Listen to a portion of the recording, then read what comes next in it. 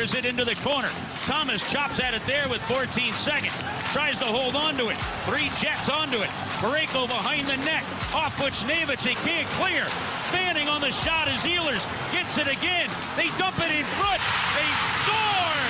The Winnipeg Jets have tied the game with 1.6 seconds to go in Game 7. Lowry to the line. Pionk to Fleury. Fleury, side of the net to Connor. Connor into the far corner, back to the blue line. Back to Neil Pionk. Traffic, they score! A deflected puck, and the season is over for the St. Louis Blues. The Winnipeg Jets win in double overtime with 3:50 to go, completing a miraculous comeback and ending a special St. Louis Blues season. Let's get nasty on a Monday. It's a Fast Line on 101 ESPN with Andrew Marsh and Carey Davis and Anthony Stalter, and a very kind of nasty. A very despondent Jamie Rivers. He didn't give the traditional fist bump. I can't celebrate that last call. I can't get like, yeah, let's get nasty on a Monday. I'm like, yeah, I feel nasty on a Monday. I feel great, guys. The pit in my stomach still hasn't left. Like, honestly, that was absolutely devastating yesterday. Anthony, I'm going to say this, okay? I've had a few moments on TV over the last couple of years where I call it fast lane confusion. Yeah. Where fast lane Jamie wants to leak out into Bally's or FanDuel Sports Network while on the air. Two different people. Yeah. Two different animals. Yes. Last night was the first time that I almost used the F word in a full sentence. The real F word, not the fast Not the fast lane. No, F the word, real F word in a sentence. I had to catch myself. There's a pause because I almost said it. I was like, what are you doing, idiot? Yeah, it's disappointing. It was tough, man. I felt bad for the guys. It's gut-wrenching. It's gut-wrenching. It's heartbreaking. I had this mixture of being ticked off and also just, God, like watching those players go throughout that series. I mean, Friday night was incredible. Friday night was awesome. It was pretty cool, man. I had to leave Enterprise. He was down at Enterprise. I had to leave Enterprise. And the buzz in that stadium, which, of course, Marsh, you stayed, and Jamie, you were working the game. Mm-hmm. Leaving the stadium, I'm like, I don't want to leave. But we had the Blues watch party at Cafe Telegraph, which, by the way, great spot to watch the game. That's awesome. And the people, if you were there at Cafe Telegraph on Friday night, you were incredibly kind. Anybody that came up and we had a conversation, that you were all incredibly kind, very complimentary of the show. But to watch that on Friday night, the excitement, the buzz, for the Blues to get up 2-0 yesterday, and then eventually 3-1, and to lose that way, not helping, buddy. Not helping right now. I don't know if they're I don't know if they're a better overall team, but it felt like it. It felt like they were the better overall team in that series. So here's what I'll say. Oh, sorry, Carey. I was gonna say I texted the group after it happened, and I said it's fitting.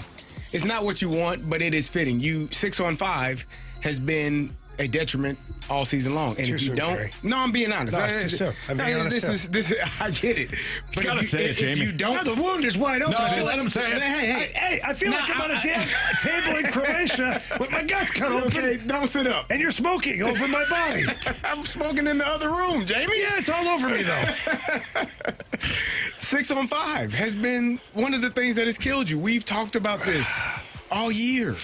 Like you've had games that you could have won in regulation that went into overtime. You had games that you could have, went into overtime and you lost in regulation because you were unable to get an opportunity to get the goal or clear the zone, whatever it was. You just didn't take care of your business, and it's happened multiple times to this team. And it's fitting. It's not fair. It's not right. But it's fitting. This is the coach speaking. Mm-hmm. As a coach, this is what I say. Hey, hey, this is what you've done. This is what we have done, and now we have to fix it. That's the bad news, Jamie. The good news is this team is going to be okay. Yeah. That's the great news. You're playing against a team in the Winnipeg Jets, best team in the league all season long, right? Led the league in points. Mm-hmm. Yeah. Their President's Trophy. They are a very good team. They're also a team that has found a way to finally get out of the first round. You think those guys, 6, 7, 8 years in that city and not having the success that they've had as a group, didn't expect or didn't want to get out of? That is a team that is playing their ass off. And they found a way to win. And you're a young team that is just now opening your window. You can't lose, and it hurts. Because I was watching that damn game, and I'm like, oh, okay, 3-1. Okay, oh, no, 3-2. All right, we still got time. It's 10 seconds. 9, 8. Oh, my God. What are you doing? Yeah. And I texted the group. This is what we... Yeah. Don't be frustrated. It's happened before.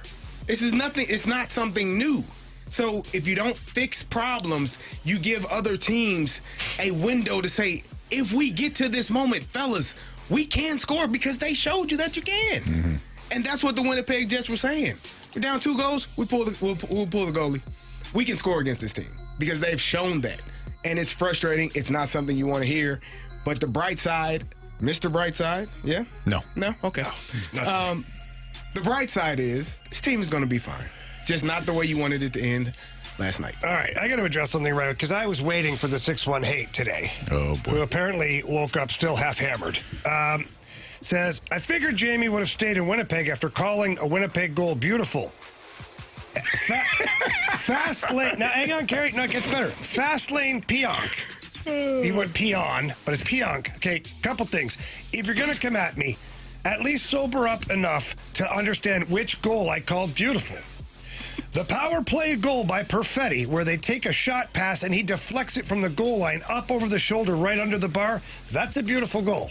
I don't care if it's Winnipeg, St. Louis, Ottawa, Toronto, that is all world. That's the only goal I call beautiful. You know why? Because all the other ones were deflections, rebounds, tip-ins, crazy stuff that happened. So 6-1 hate. Do me a favor. Why don't you go fast lane yourself? Okay? Hey. No, rule number 1. No, nobody's safe, and including people who don't know what they're talking about. So for today, he's banned. No more 6-1 hate. He's done for the day. Wow. Yeah. But now, getting back to your point, Carey, the Winnipeg Jets finished 20 points ahead of you in the standings. Mm-hmm. And I know none of that matters in the moment where you're up by 2 goals late in the game and things like that. I get it. That series was a war. Yeah. It really was. I'm watching guys, they'll remain nameless because the team will disclose things tomorrow at their press availability. I'm watching guys with ice packs, knee braces on, slings, can't get out of bed, can't walk, can barely eat because their jaw is all messed up, things like that. I'm watching all of this happen. Mm-hmm. And by the way, those are guys that still played. They still played. And they ran out of gas, man. And here's the fact of the season. You had to have such a push at the end of the season. You went 19-4-3 down the stretch. And guess what? You still had to win your last game of the season to get into the playoffs. So the Blues have been playing Stanley Cup style hockey. Think of the hitting that they've been doing. Never mind the Winnipeg series before that. Then they get into the Winnipeg series and it's an all-out war. Yeah. It's just the most physical series in the NHL, bar none. I think they ran out of gas, man. I think that third period, you could see that the pace was slower, the puck decisions were different. Like, they were hanging on. They were hanging on. And, the 6-on-5, we can talk about that, Carey. We'll break that down later today or tomorrow. I've got some thoughts on it. It's easy, now in hindsight to look back and say, we should have played it this way or this way. In the moment, when you got a beat-up body, a tired brain, emotions are high, there's a certain panic that hits your body too, and there's a lot of these things that are happening. It just sucks. It just sucks that they weren't able to close it out because what an accomplishment that would have been for this team. But for me, the most important part is what they've accomplished in the process. Let's go back to last year, even most of this year, the year before. People still love their Blues hockey and they had faith in Army, we trust, and all that stuff. But people weren't proud of the team. They were like, we love the Blues and we know they're going to get back to what we always loved about the Blues, and not there, but They're back. Thanks to Jim Montgomery, the players that Army put together, and the players that executed it, this Blues team is back. I don't know one person that's a Blues fan that isn't proud of that team. I can't see one person in the last 2 months, where they didn't lose on home ice, by the way, 2 months, going to those games not proud to wear their Blues jerseys. I saw a bunch of people in Winnipeg last night, a whiteout, people wearing the darkest blue Blues jersey they could find because they wanted to stick out, basically an FU to people in Winnipeg. Those people are proud, and the players deserve the credit for that. Monty, the front office, all that. The culture of the Blues has been corrected. Yeah. And I think to me, that's the biggest thing. Never mind the X's and O's and all that stuff. You have the right players with the right mindset now, with the right leadership. I think what we saw the last quarter of this season is just scratching the surface. Part of that leadership, of course, is the head coach, Jim Montgomery, who took the opportunity last night to thank the organization. I want to take the opportunity to thank the St. Louis Blues fans. They were awesome this year. I thought they galvanized our group. And I also want to thank every staff member that's associated with the inner workings of the hockey team, and especially the players. Because as a coach, you try and hope to get your team to reach their ceiling.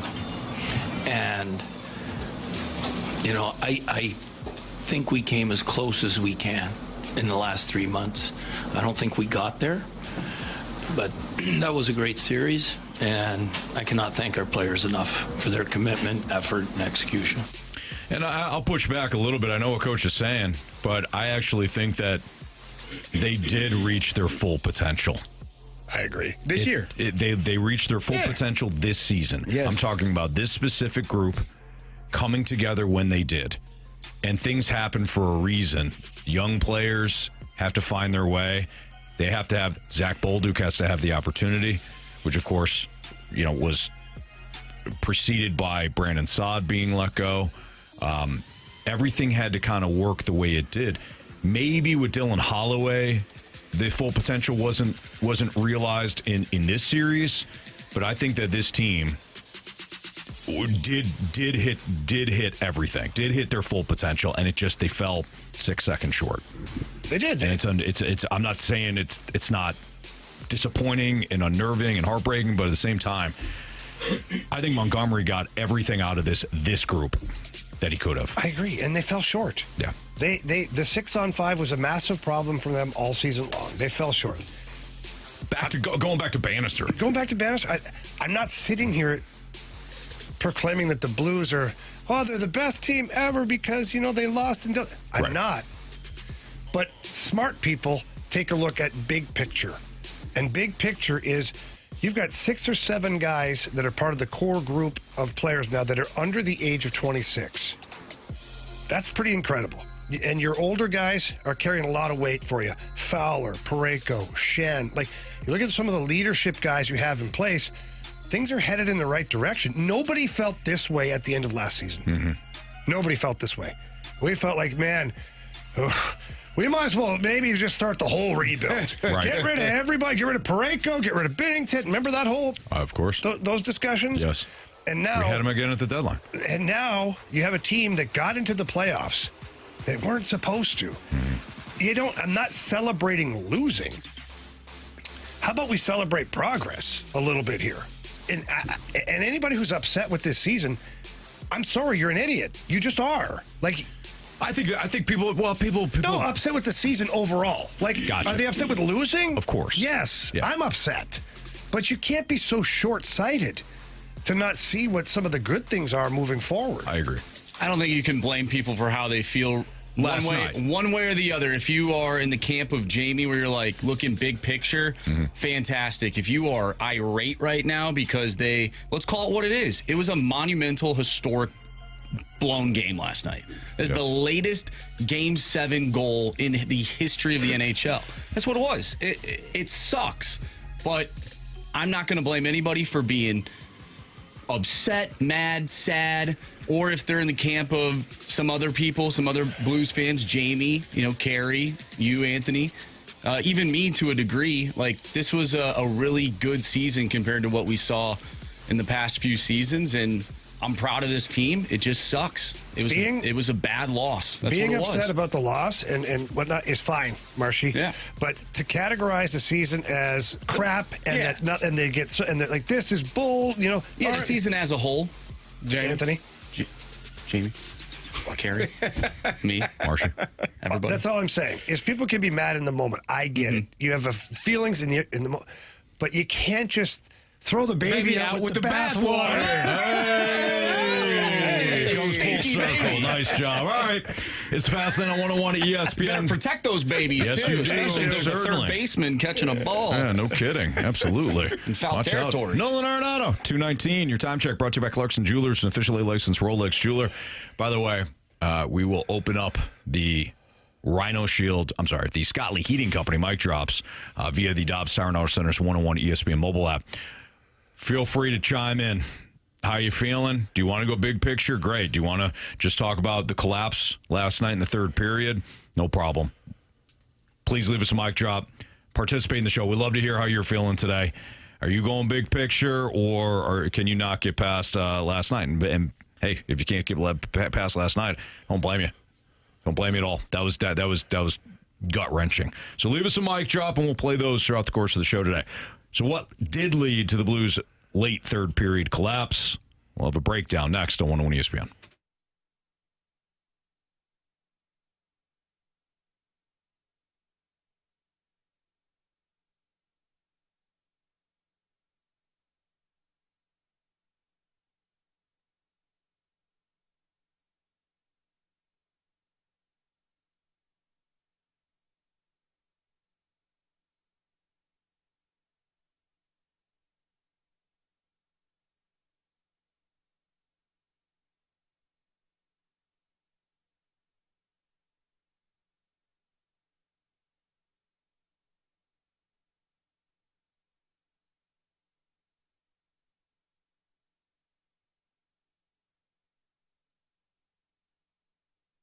All right, it is crazy time of year where everybody's looking to sell their home. Get on the market first, sell first, get into your new home, all that stuff. Well, make sure you are using the right person to help you sell your home. And the person that I use, that you should use, is Gloria Lou. With your home sold guaranteed realty. First of all, Gloria already has the buyers for you. She has thousands of buyers in her database that she's going to push towards your listing. A lot more traffic, maybe multiple offers, hopefully more money for you. But again, you will sell your home. And Gloria understands that it's not just about people seeing your listing. It's about having your listing being priced the right way. You don't overprice your house. You'll sit on the market. No good. Nobody's buying it then. And if you undersell it, and you leave thousands of dollars on the table, that's no good either. That's why Gloria Lou is there to help you. She'll guide you through the entire process. And all you have to do is pick up the phone, give her a call. Tell her Jamie Rivers sent you in. Her number's 314-325-6888. Again, that's 314-325-6888. Or you can always visit GloriaHasTheBuyers.com.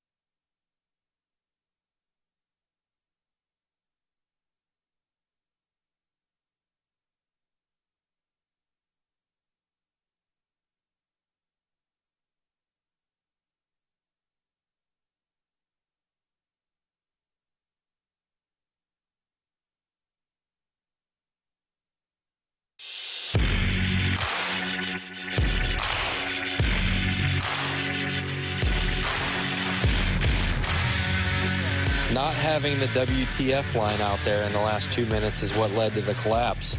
Those guys are continuously hard on pucks. Why would you not have them out there on a 6-on-5 and to clear the puck, to make a smart play? Those guys have been dogs all year. All right, so that was one of our Scott Lee Heating Company mic drops via the 101 ESPN app, courtesy of Dobbs Tire and Auto Centers. Unfortunately, we still don't have the names. For some reason, the names aren't coming through, so it's not that we're ignoring your name as we play your mic drops. Just for some reason, Marsh, it's not popping up. So but keep sending in those mic drops. They can say their name when they can say their name. Yeah, good idea, CD. Hey, you can say a fake name. This is whoever. Yeah. You can say whatever you want. Well, not whatever you want. No, you cannot say whatever you want because you won't get on air. Yeah. Marsh will definitely just weed you out. Well, yeah. Hopefully. I could beep them out, too. You could also beep them out, but that's a lot of time. A lot of beep, beep, beep, beep, beeps, you know? This ain't a car. No, it's we ain't not. backing You're not up the road here. runner. And this is, No. yeah. I was going to, never mind. Sure, You know Carey. what bothers me? When the light just turns green and somebody's honking the horn behind you, I will sit there. Yeah. Don't honk your How damn quick horn. does it have to be? I mean, as soon as the... don't give him info. Nope. Don't give him info. I'm going to follow Carey home for a week. Be careful. He's gunning for you after what you did on Friday. Don't worry. The plan is already in motion. All right, so Jamie, you heard the mic drop. Yeah. What did lead to the Blues' third period collapse? Because you didn't have a premonition that it was going to be like, the collapse is going to be that bad, but you also had a good read on this team throughout the series, and there may have been some signs late in that game where you could tell that the Blues were running out of gas. Yeah, so let's go back 24 hours before the Blues game. The Avalanche played the Dallas Stars. The Avalanche are up 2-0 in the third period. The Dallas Stars win that game. Mm-hmm. That was honestly maybe one of the worst timed games ever for the Blues. Reason being is their coach, Winnipeg Jets head coach, the next morning, all he kept talking about was that game. Nothing's safe in these playoffs. We saw last night the Avalanche up 2-0. Dallas comes back, wins that game. You're never out of it till you're out of it. Mm-hmm. So they were already in prevent mode, we'll call it. Maybe a bad word. I don't know. They were ready for the potential of being behind and that they're not going to quit till the last buzzer goes. And so I thought to myself, as I'm watching the Blues, I just have to be honest. In the third period, the juice was not there. It just was, whether it's sore bodies, tired brain, Winnipeg playing better, because people always forget that the other team tends to up their game too. Sure. And by the way, they were the best team in the NHL for a reason. They didn't get lucky. Their record speaks volumes as to what they were. So the combination of all of these little things together, with turnovers, bad plays, whatever, missed passes, missed opportunities, you could see it starting to unravel a little bit. And it didn't happen. Really, the Blues held on really well until about the last 5 minutes.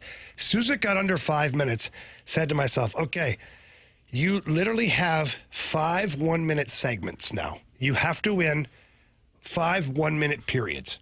That's the way I always coached, is we're down underneath 5 minutes. Each line that gets out there, we're hoping you're not out there for a minute, but you might be because they're going to pull the goal. You have to win your period. Mm-hmm. And the Blues didn't. They didn't win the battles. They were unable to get pucks out. They had pucks on their sticks at certain times. But again, Winnipeg is pressuring. You're tired. All this stuff. And those aren't excuses. Those are facts. So people, you're making up excuses. Okay. If I deprive you of sleep and give you 2 hours sleep and tell you to go to the office for 12 hours the next day, is the last 2 hours of your day at the office going to be as productive as the first 2 hours? Probably not. Why? Because I was tired. Well, that's just an excuse. No, it's a fact. You were tired. Mm-hmm. And then 6-on-5, I just don't like their setup. I don't want to get into a coaching battle with Monty here. He's one of my best friends, and he's one of the best coaches in the NHL. I just don't like as much puck pressure. You don't need puck pressure. You need to eliminate the middle of the ice and the opportunities. What do you mean by puck pressure? Like running outside the dots to make plays. So so when they're on the outside, you're pressuring leave them there. No, I don't want know what he's doing. Well, not all of, but they did get stuck outside the dots. They got on the wrong side of some guys. And it's just because they're working, they're trying to be aggressive. Here is the catch-22. If the Blues aren't aggressive and it happens and they score, today everybody's talking about they sat back too much. They were just trying to defend the lead. They should have been aggressive. So it all depends on the situation. I think for me, it's if a guy has the puck with his nose in the glass, you go. Because he can't see anything around him. So now he's going to make a bad pass or a play to somewhere else, and then one goes, everybody goes. Sure. But when a guy's staring at you or he makes a pass, I'm more of the belief of I'm just going to move over 3 feet, stay in the shot lane. I'll move over the next 3, stay in the shot lane. I'm going to dare them to shoot the puck through 5 guys and a goaltender. At some point, they've got to burn one because they're not going to get pucks inside the dots, so they've got to burn one. And when they do, hey, you got to eat pucks at that point. You block shots, you get the puck, flip it back out, you frustrate them. You force them to try and put something into the middle of the ice. The way it happened, though, is they got spread out a little bit. I know there was a broken stick, a missed shot. Ehlers whiffs on the puck completely, and the whiff goes right to his own player, back to him, over.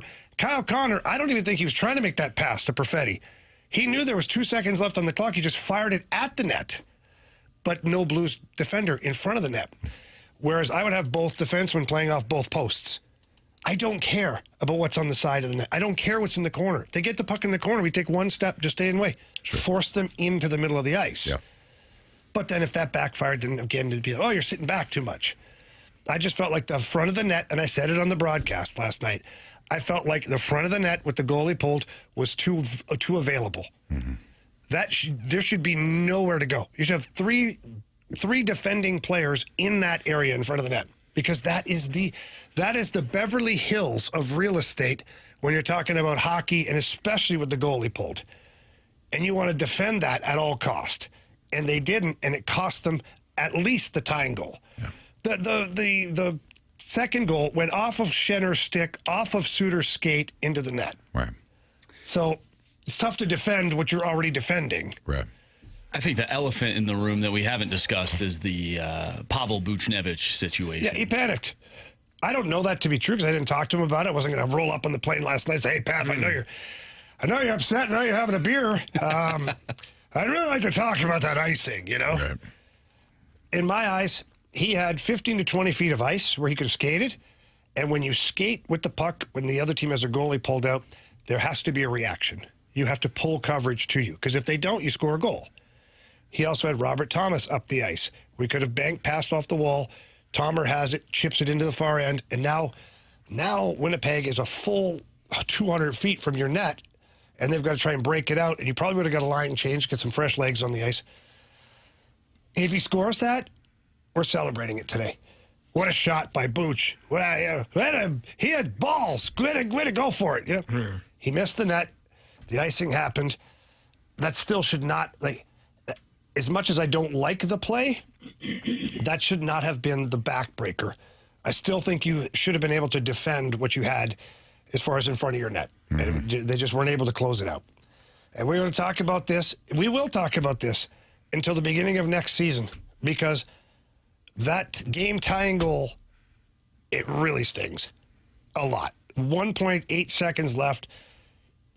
Think about that. If there would have been one small deflection of a puck, the game's over. Mm-hmm. Whether even 5 seconds before. So everybody talks about the butterfly effect, right? Right. So the butterfly effect of Pavel Buchnevich just icing it. If he skates it up the ice and burns out 6 or 7 seconds, that's it.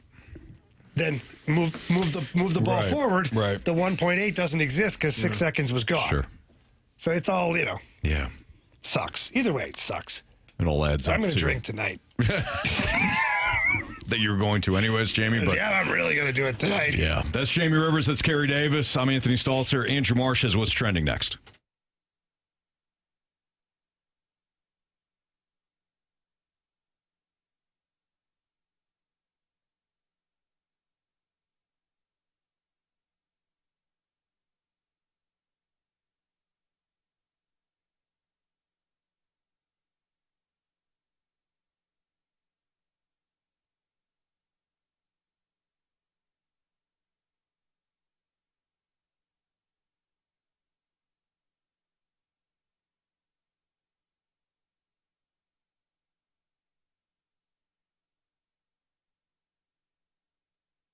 Hey, it's Carey, and if you're a contractor or a business that needs recycling, my good friends over at Scrap Mart Metals can help you. They are tailor-made for your business to meet your schedule and your budget. At Scrap Mart, they understand that job site cleanup for contractors is often a mess, but if you set up a business account with them to recycle that metal, it'll be one less thing you'd have to do during cleanup.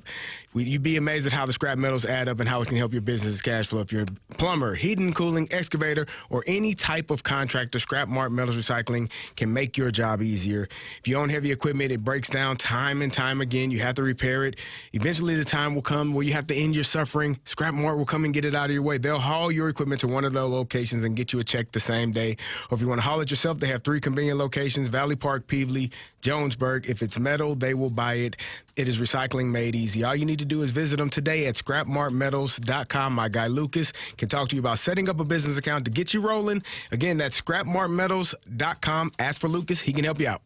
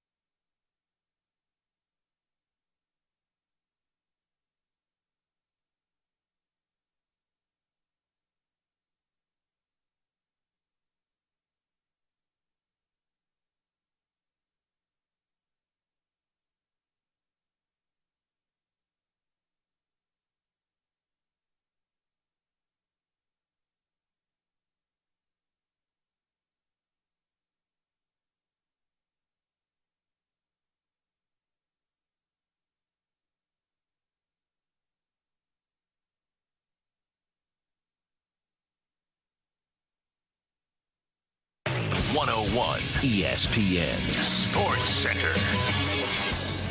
I'm Andrew Marsh. It's time for a Sports Center update driven by Johnny Londoff Chevrolet and Johnny Londoff Autoplex. The Blues lose a heartbreaker last night in Game 7 against the Winnipeg Jets. 4-3 the final in double overtime. Let us know how you feel about last night's game and the Blues season as a whole. Send us a text to the Air Comfort Service text line, 314-399-9646, or leave us a Scott Lee Heating Company mic drop. We'll play your mic drops throughout the show. Let us know how you're feeling about your Blues. We'll continue talking about your St. Louis Blues throughout the day. We'll talk with Blues Insider from The Athletic, Jeremy Rutherford, at 3:15, so stay tuned for that. We'll also dive into your Cardinals a little bit as they took 2 of 3 against the Mets this weekend. But coming up next, we have What's Trending. I'm Andrew Marsh, and the Sports Center update is driven by Johnny Londoff Chevrolet and Johnny Londoff Autoplex. See them at londoff.com. Chevy, together we drive. Are you kidding me?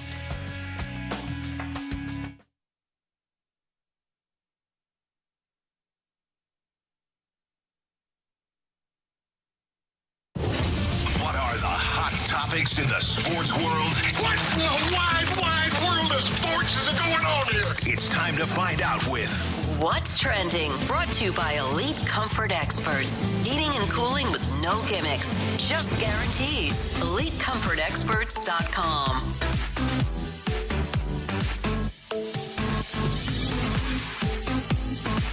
Welcome back to the Fast Lane here on 101 ESPN with Anthony Stalter, Jamie Rivers, and Carey Davis. I'm Andrew Marsh, and it's time for What's Trending.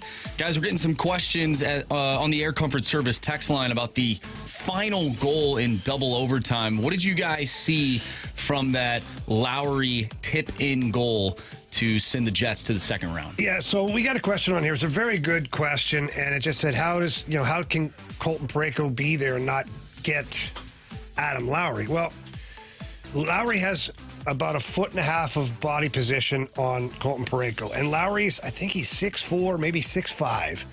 And then the length of his stick, add that onto the distance that Colton Parayko would have to cover. And that shot was actually going wide. And Adam Lowry used his body to position himself so that Colton Parayko's stick couldn't tie up his stick. So Colton Parayko would have had to tackle him, which would have resulted in a penalty in overtime. Again, not ideal. So he established his body position, and Colton Parayko actually has pretty good body position on Lowry. The problem is he can't get to his stick. And that's just a really good play by Adam Lowry. Like, sometimes you have to tip your hat to a good play, but the puck was probably going 1.5 to 2 feet wide. Lowry reaches out and deflects it, and it comes back in. Makes a diagonal swoop to where Jordan Binnington can't get to it. Yeah. So, unfortunately, the winning goal is a product of putting pucks to the net, to which I felt the Blues could have put way more pucks to the net in overtime. Hellebuck played very well in both overtimes. You got to tip your hat to him. But I also don't feel like we created enough chaos. As Jim Montgomery talked about the prior game, we didn't create enough chaos in front of Hellebuck in overtime. And there were times that we had the puck in shooting areas. They weren't grade A chances, but they were chances. You put it to the net. Don't pass up a shot, because we saw with the Adam Lowry goal, anything can happen, man. Even if it deflects off the stick, hits Parayko, falls at his feet, someone jams in a rebound. That's a goal. Yeah. So on that one there, I can't blame Parayko on that, because he had effective body position, but he could not get to the stick that ultimately tipped the puck. I know we were talking earlier about the Blues being tired throughout that third period, and maybe the second period too. How much of an excuse can that be when the Jets are down their top centerman and they have 5 defensemen all game long? Like, there's no excuses. I'll tell you this flat out. There's no excuses in playoff hockey. That's like making an excuse up in war. Well, we would have won that war if we had been. You either did or you didn't, right? Yeah. So there's no excuse. And I'm not going to compare that series to war, because it's completely disrespectful to our military people. I'm not going to do that. But it was hockey's version of a war in that first series. The amount of hits and punishment, those guys, it was a battle. And so, I just look at it as, it's not like guys aren't trying or guys don't want, it happens, man. It is what it is. Well, the Blues weren't the only team to win on Friday. Now, the Cardinals lost, but the Battlehawks picked up a victory after dropping 2 games in a row. They have fought back. They won last week against the Michigan Panthers, and then they beat the Arlington Renegades in what we would call a defensive struggle, Anthony, I'd say. 12-6, the final at the Battle Dome against the Arlington Renegades. What'd you see out of the Battlehawks on Friday night? Well, They did just enough to win the game. I mean, Duggan had a big run to set up a field goal, and the defense played lights out. They created a bunch of turnovers and some big-time sacks, but the offensive line didn't really protect Duggan that much. The running game, I don't think, was there. They really won the game on one big, two big plays, because they had a pass that was completed to our guy, Butler. Thank you, Butler. Other than that, the defense won the game. Defense and Rodriguez. So, I mean, I think they've got some offensive challenges. I think the defense is good enough to carry them, but if they don't figure out how to create some balance here with this offense and get more of a passing game. I think it's going to be tough for the Battlehawks to win it all. You talked about they win games when they don't turn the ball over. Yeah. Like you talked about the defense and how well they play. They get turnovers. When they win the turnover battle, they're 4-0. The 2 games that they lost the turnover battle, turned the ball over, and just were not able. The defense has played great every single game. Mm-hmm. So, you just got to figure out a way. And this is still, Max Dugan wasn't the starting quarterback. Manny Wilkins was. And probably for a reason. There are some things that maybe he doesn't do as well as Manny does, and they got to figure out how to get the offense rolling in a way that allows them to be successful. But as long as the defense is playing the way that they are, you should be okay. That's Carey Davis. That's Jamie Rivers. That's Andrew Marsh. I'm Anthony Stalter. Cardinals take 2 of 3 against the Mets. That's good. A little optimism. Good thoughts on the weekend, including what we viewed out of Michael McGreevy, who got a spot start. Well, no, he didn't get the spot start. He came in from Andre Palante, but he looked really good. So we'll kind of share some thoughts about the Cardinals taking 2 of 3 from the Mets next on 101 ESPN.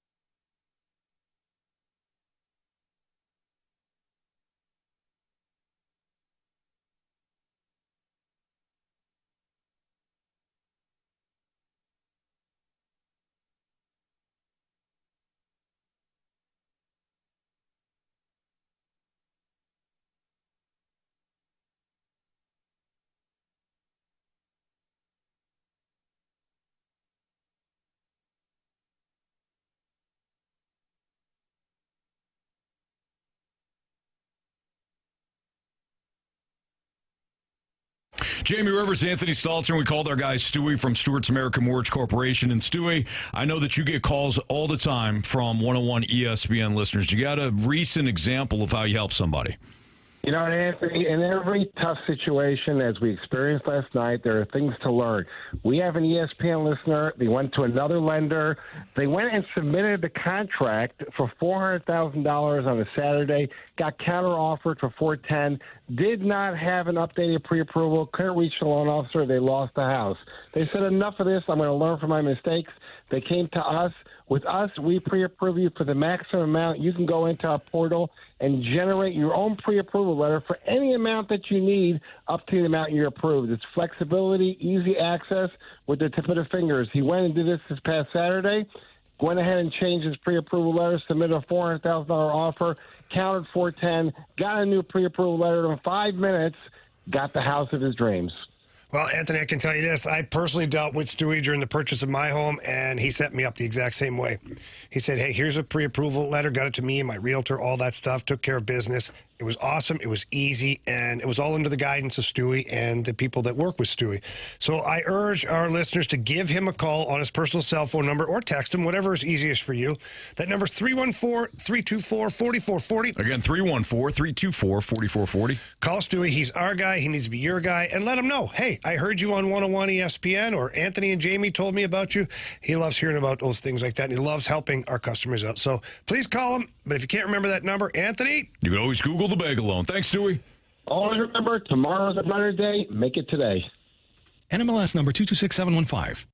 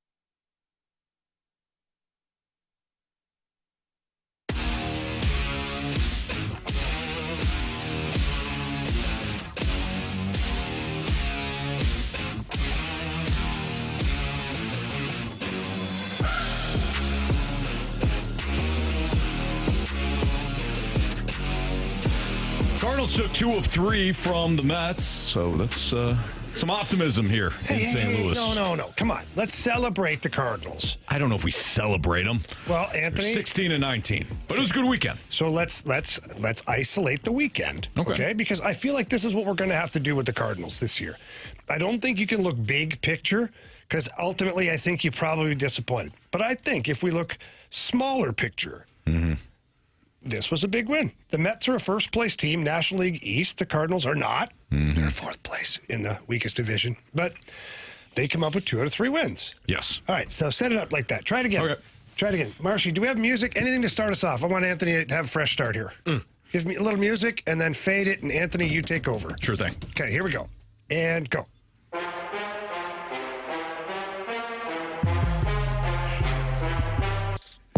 Well, your Cardinals took 2 of 3 from one of the better teams in the National League over the weekend.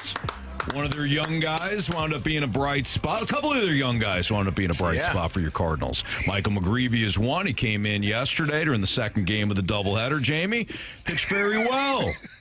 Victor Scott, another big weekend. Feels good, right? Feels real good. There you go. Feels real good. Better. And you know what? This team, based on this weekend, and only this weekend, is on the upswing. There you go. Okay, that was a bit of a crab sandwich, but it's okay. They're good. It's the best I can do. But they I'll got the take Pirates it. coming in town. Yeah. Who? The Pirates. That's tough. They lost 2 or 3 to the Pirates last time.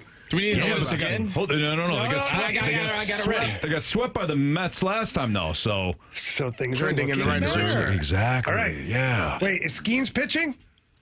That's a win for us. That's a win. That's a win. That's at right. least one. Guy can't beat us. Nope. Nah. Michael McGreevy, by the way, option back Of course he is. to Memphis. Gordon Graceffo has been recalled, though, from AAA Memphis. Roderick Munoz has been returned to Memphis following yesterday's Anthony, doubleheader. what are they doing? It's the Memphis shuttle. What are they doing? I don't know, Jamie. They're trying to keep arms fresh. Hang on. Let's isolate Michael McGreevy just for a second because we did come out praising the Cardinals. It took 2 or 3 of the Mets. Anthony, I thought you did a fantastic job setting that up. Yeah. Now, though, as we move the ball forward here, Michael McGreevy, you always tell a young player, you come up and you show us what you are. And once you show us what you are, you're either a big leaguer or you're not, based upon your performance. Or you need more time, more seasoning. They call it marinating a little bit longer, right? Yeah. Michael McGreevy, every time he's been up, has shown us that he's ready for the next assignment. I don't mean the assignment to AAA either. I'm talking about like playing in the major leagues. Yeah. Why are they doing this to the kid? Why? If it's about the future, okay, let's use the Cardinals' own words against them right now. Yeah. It's about the transformation, they called it. They went from a retool to a rebuild, and then they couldn't get rid of all their old players, so now it's a transformation. Why don't we? I may actually have the answer for this one. Okay, well, Carey, please do. I may actually. So, it probably sent him back down because he's going to go back down and be a starter. And they don't want him to be a middle reliever, which at the start of the season, I felt like that would be okay. How many innings did he pitch? 5 and 2/3. Yeah, that's a starter in this league. Correct. Which is why they sent him back down, right? They're probably waiting, and I don't think they're necessarily waiting, but somebody's going to get hurt, and then he'll be back. Who do you want to get hurt? I mean, who do you think? Guys, I heard that wrong. I didn't say I don't want anybody to get hurt. We don't want to put that in the atmosphere. But somebody's going to get hurt. Who do you think might get hurt? Whoever is throwing the best, probably. No. Usually how it works. That's actually a really good point. It's a guy you don't want to get hurt. We don't want anybody hurt, Anthony. I thought we just talked about that. My bad. It's usually, you don't want anybody to get hurt, but unfortunately, if we are going to be skeptical, it's like that. So I would say that's probably why they saw what they needed to see. He's clearly a starter for them in the future. Not a middle reliever, not a guy you want just he should wasting be in your away. damn rotation right now, Carey. Well, look at me in the eyes. I'm not going to disagree with you. Look at me in the eyes. I agree. Okay. I don't disagree. I thought we were going to have a moment. No, I don't want to look you in your eyes. You made me do that thing, and that's weird. Yeah, we did the finger thing when we looked at each other's eyes. Yeah, this thing. You didn't like weird. that? No, that was weird. I don't think we looked at each other's eyes. Let's try it again. Look at my eyes. I'm okay. What are you talking about? You have soft hands. You do. Caught a lot of passes. You must moisturize the hell out of those things. Caught a lot of passes. Got to take care of those puppies. Yep. Yeah. Mine aren't so soft. In fact, they're not very good looking at all, to be honest. Jamie, I think in order for you, let me back up here. You asked a question. That's a really good question. Hey, if it's going to be a youth movement, might as well, I don't know, play the youth, here. Right? You feel right. You might as well play the youth. Okay. Yeah. Great. Yeah. Your youth also includes Mike McGreevy, Gordon Graceffo, right? Yeah. And the pitching staff. Yeah. Yeah.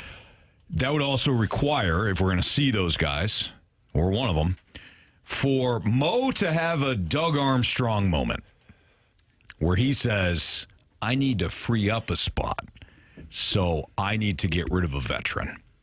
You want Zach Bolduc to play more? Brandon Saad's got to go. Yes. If you want Mike McGreevy to be in the rotation full time, well, one of your veterans got to go. But that's what I'm saying. So do it. Well, I'm on board for it. I think Cardinals fans are on board. The money. Who cares? Nah, right. But I don't think we're going to see that from the Cardinals front office. There's a little bit of difference with Brandon Saad, if I'm not mistaken. He just said, "Don't pay me. I don't want." Army did something there that I think was fantastic, and I don't know what it is. He said, "You don't have to pay me. I'll go. Whatever it is." Yeah, but even so, Army was willing to pay him in the minors. Yeah, he was going to send him to the minors. And he was going to have to pay him there. Well, yeah. So you don't get away with not paying him. Yeah. Brandon Saad said, "Nah, I don't want anything. I don't want to go play in the minors, so I'll just terminate my contract and get picked up by somebody else." The Vegas Golden Knights. And it seems like it's working out okay for him, but it also worked out for the Blues. Yeah. So my point, going to Mo or Chaim Bloom or the DeWitts, they've already paid the money. That money's already spent because if the player's here, you're spending the money, but he's hurting your team. I'd rather be paying the player to no longer hurt my team. Saad was getting was it $6 million? $4 million? 4.5? 4.5. Okay. And Michaelis is getting 17. Yeah, but it's not relative. You can't do that. I don't think the Cardinals would be comfortable sending Miles Michaelis anywhere and saying, go away and I'm still going to pay you. So look at the revenues for baseball. Look at the Cardinals revenue they brought in as opposed to the Blues revenue. I don't disagree, but I'm telling you, they've shown you that they are not willing to just pay somebody. You would rather pay a guy $17.5 million and lose games just on the principle of we're paying him. I'm telling you that they've shown you that they're going to pay this person and he's going to play. Don't give a damn what you. I don't like any of it. It sounds like you're defending it. I'm telling you what I've seen with my own two eyes. The man is, damn it, you got your check today? Let's go to work. What are we waiting on? No, he could go to work in Springfield, too. Nope, not the same. It is, actually. Nah, really. But it is not to them. Dollar-wise, it's the same. Dollar-wise, yes, but correct. Identical. But not to them.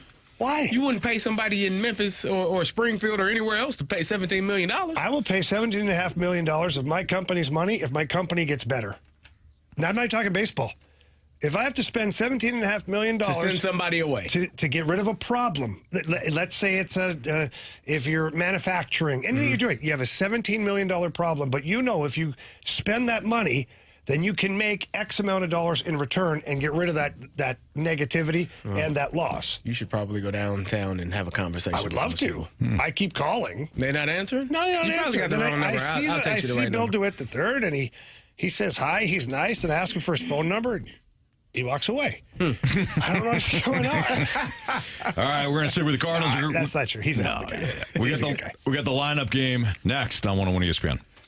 101 ESPN has your last chance to still win your way in for free to C311, along with The Urge, The Toadies, Finger 11, and more at Point Fest. Coming up on May 17th at Hollywood Casino Amphitheater. Tickets for Point Fest featuring 311 are on sale now. Just what dope is. Find all the ticket info and get entered to win free tickets for the show right now, either at 101ESPN.com or on your 101 mobile app. Powered by Dobbs Tire and Auto Centers.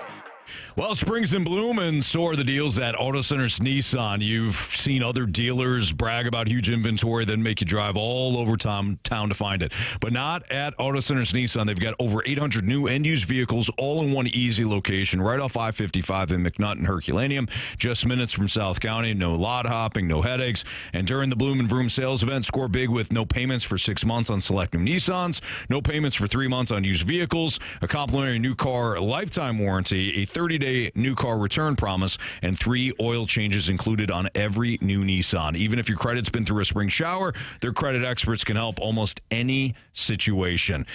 So check out their great deals at Auto Centers Nissan. When you head down Herculaneum, tell them Stalter sent you. When you do check them out online at AutoCentersNissan.com. Peruse their inventory and know that whatever vehicle you want to test drive, it'll actually be right there on the lot. It's Auto Centers Nissan, where the inventory is big, the savings are bigger, and the nonsense is nowhere to be found.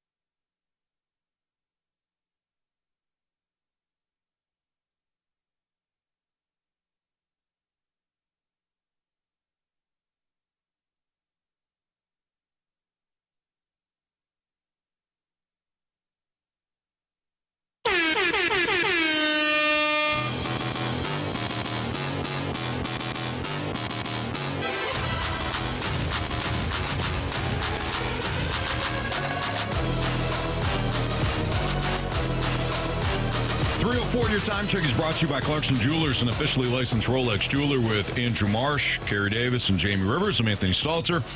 You know that sounder. Time to play lineup game here on 101 ESPN as the Cardinals coming off that successful series, Jamie. Yeah. Against the New York Mets. See, it's not that hard, Anthony. Okay. I bet that actually kind of felt good. Yeah, oh yeah. Yeah, definitely. They host the Pittsburgh Pirates. Truthful. What's that? Exactly. Whatever. Just go ahead. Okay. Carmen negative. Moldonitsky? I don't know how to say this guy's name. Not Baldinsky. An M and an L. Have you ever seen? I mean, Jamie, you should be able to do this. You know hockey players, so this is a hockey last name for you. Carmen Blodzinski. There you go. He's on the bump tonight for the Pittsburgh Pirates. Sounds like a threat. He's a right-hander. He's got a 6.58 ERA. He's 1-3 in the year. I thought you said he was 6'5", and then you said 8. And I got confused. No, he is 6.5, 6'2". ERA. He's 6'2", 220. He's Cardinal. What? Sorry. Anyways, he's a right-hander. That's what he is. So, all right, go ahead. It's pretty easy, right? Show us Lars Taylor Tetsu Newbar. International superstar. Watch out, don't run into any walls or anything. Okay. All right. Is this still Mason Wynn? I would think so. All right, show us Mason Wynn. Okay. Damn it, man. Back to old Willie. Where was Willie on the weekend? Willie, I'll tell you right now. Wasn't he? Well, yesterday, fourth? Willie was fifth. Fifth, that's it. Fourth. Fifth. In both games. Mason Wynn was second in last night's game. He was Burleson was second. I think this is Burley here. You think it's Burley? I think with the right-handed pitcher, we're going to go lefty-lefty to start. Let's do it. Show us Alec Burleson. I thought I told you I'm a star. You're already acting like you're a star, and we haven't even opened yet. All right. Donovan? Yes. That'd be 3 lefties. Show us Brandon Donovan. Look at that guy. Vibrant, handsome, hair. Yep. Show us Nolan Arenado. A lot of people think you get in your mid-30s and your career's over, but like I always say, until they stop scouting, I ain't going to stop playing. So is this Wilson Contreras? I would think so. Show us. Whoa, hey. You all Show right? us. What? Puberty's a funny thing. It's tough, man. It's tough when you get older. Body changes. Things happen, CD. Before you know it, you're going to have chest hair. So proud of you. I'm working on it. Show us Wilson Contreras. You don't know how to play first base. It's not that hard. Tell him, Wash. It's incredibly hard. Hey, anything worth doing is. It's incredibly hard. All right. Yesterday, this was Gorman in one game, and it was Burleson in the other. I think it's Gorman. Yeah. Show us Nolan Gorman. Swing Serenade is brought to you by Gorman. Dingers! Hang me a curve and I will hit. Dingers! Okay, we're pretty good here right now. Not bad, not bad. So now we need a catcher, we need a center fielder, and we need a shortstop. I think that this is Pages. I would say it's Petey Pages, yes. Go for it. Show us Pierre Paget. Smithy, throw this at him. You're out! Davey. Do you guys remember Pierre Paget at all? No. He was the coach of the Quebec Nordiques. Really? Yeah, now he coaches Red Bull in the Austrian League. Oh, yeah. Nice. He's a real fast lane, Diamondback? Yes. Yes. Well put. Gorman is probably playing second base. Yeah. So we got Scott and Wynn, right? Well, they're saying, is Wynn injured? Who's they're saying? That's what the text Why line are you said. reading? Now you don't read the text line during the lineup He's day to game. day with a ankle sprain. Who is? Was in the damn Mason lineup Wynn. yesterday. One of them. And he hurt his ankle. High ankle sprain. Well, ankle sprain. I think he's still in there. I don't think he is. I think this is Victor I think this Scott is right Jordan here. Walker and then Victor Scott. Okay. Show us Jordan Walker. It's ridiculous. That's it, Carey. Okay. Well, You just had to. yeah, I think that. Anthony said, go ahead. But Well, because I'm trying to show that we believe in you. No. yeah, but it's our So job. y'all don't believe in me? Yes. It's our job as teammates I'm trying to show you that. to believe in him, but also let him know when he's wrong. Okay, well, this is Victor Scott. Carey's wrong. Oh, go ahead. Show us Victor Scott. Run, run, run as fast as you can. You can't catch me. I'm the gingerbread man. Okay, so then let's go over this, Anthony. Yeah. Newt, Burley in right field, Gorman to DH. No. Donovan, Newt, and Scott are the outfield, I would say. Don't you think? Newton right. Yes, Newton right. Scott center, Donnie in left. Burley, probably the DH. today. Yep. So then this Gorman would at be second. Mason would show us Oh, if everyone's whoa. comfortable. Oh, if he's hurt, though, it'd be I'm not Barrera. listening to Carey Okay. because he's following the text line, which is illegal. Go ahead. Can't follow the text line when you're doing the line. Nope, do your thing. Show us. Oh, Carey's setting you up. Probably. I don't care. Mason win. Why'd you stop me? Show us.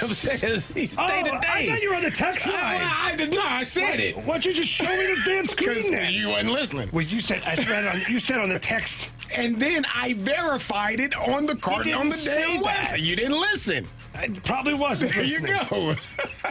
Show us Jose Barrera. No, we shall see. Yes way, Jose. Barrero. All right. Marsh, run it. Way to go, Carey. All right, leading off in right field, Lars Newtbar. Batting second, the DH, Alec Burleson. Batting third in left field, Brendan Donovan. Your cleanup hitter, third baseman, Nolan Arenado. Batting fifth, first baseman, Wilson Contreras. Batting sixth, your second baseman, Nolan Gorman.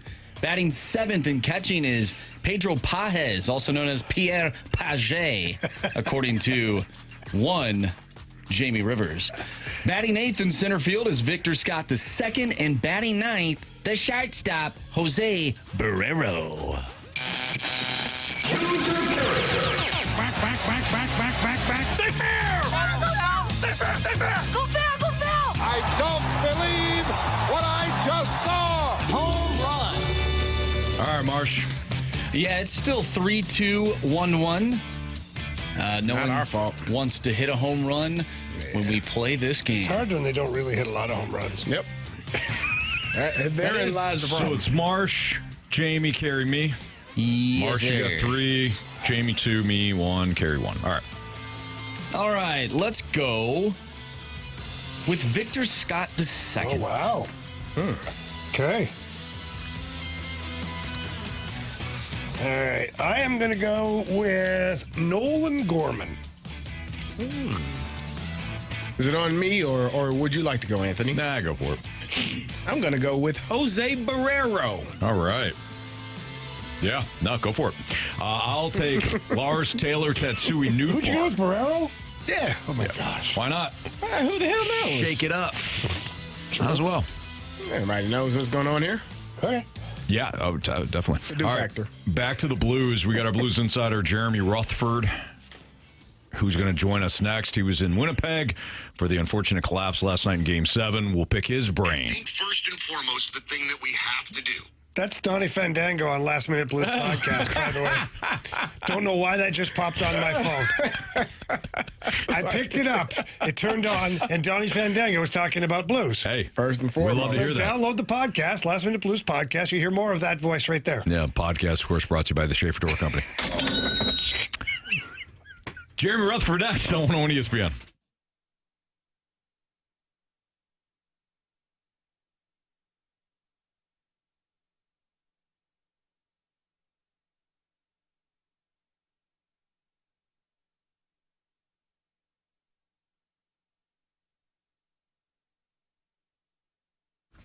Underdog just became one of the best places to make entries during the basketball playoffs. They've got their extender promo going on, and the extender promo is you can use a boost for Game 1, and we've got some Game 1s going on tonight, so don't forget to play Underdog. But you can use your Game 1 boost and then continue boosting each game to unlock the next one. The longer the series goes, the bigger boost, the bigger payouts, and Underdog is the leading place to make all your sports selections. You can play now in the state of Missouri. Millions of fans have already won billions making plays on Underdog. You can play as little as $1, and all you have to do is download the app, choose whether or not a player will go higher or lower on one of their stats. You can choose from things like points, assists, rebounds.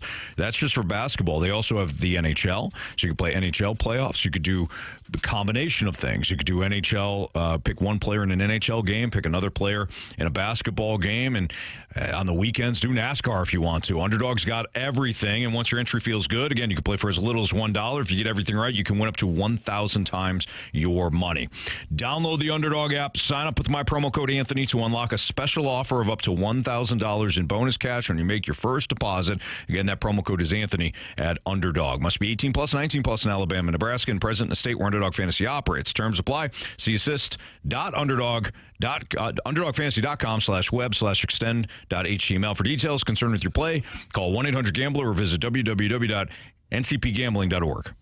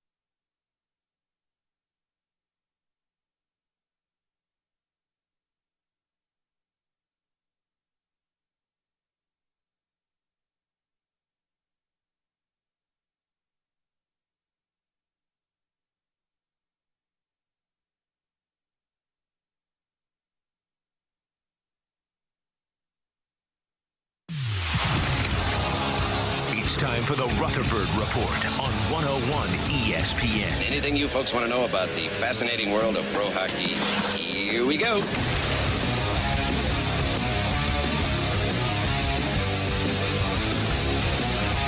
It's Fastlane on 101 ESPN. Andrew Marsh, Carey Davis, Jamie Rivers. I'm Anthony Stalter, and let's head to the Callier and Thompson phone line where we are joined. Slow down, Stalter.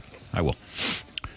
Where we are joined by our guy, Jeremy Rutherford, our Blues insider with The Athletic. JR, is there something that you would like to share with the class before we dive in? I've got to come clean on something, but before I do, I want to make sure we're off the air. We're not starting our segment yet. We're off the air. All right, the microphones are off.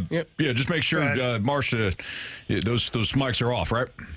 You're in the clear, JR. Good. You're in the clear. Okay. All right, thanks. Hey, before we do this segment coming up, I want to tell you guys that I did some investigative reporting, and I found out just why things unraveled the way they did in the last couple minutes yesterday. Oh, wow, you got actual factual evidence. Go for it. Mm-hmm. Well, with about 4 minutes to go in regulation, flights are hard to come by. You want to make sure you don't get get locked out. Somebody with my initials booked a trip to Dallas. Jamie Rivers. Oh, Jamie.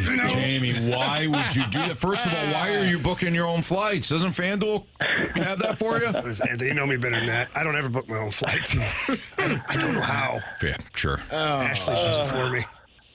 JR. Yeah. JR, what happened? So when I got back from the, there's only so many flights, right? And you got to get certain times because you want to go after the Blues practice back in St. Louis and before they head to Dallas. And so you pick your flights and everything lined up perfectly. And I hit that submit button. The last thing you want to be doing when you come back from the locker room after the interviews is taking the time to book the flight. So we got it done a little bit early, and it kind of didn't work out. But I'm not going to say that when we go on the air, guys, so please don't bring it up. Oh, crap. I forgot to turn the mics off. No, he didn't. No, we're fine, Jay. No, Jay, you're safe. Marsh, turn it back on.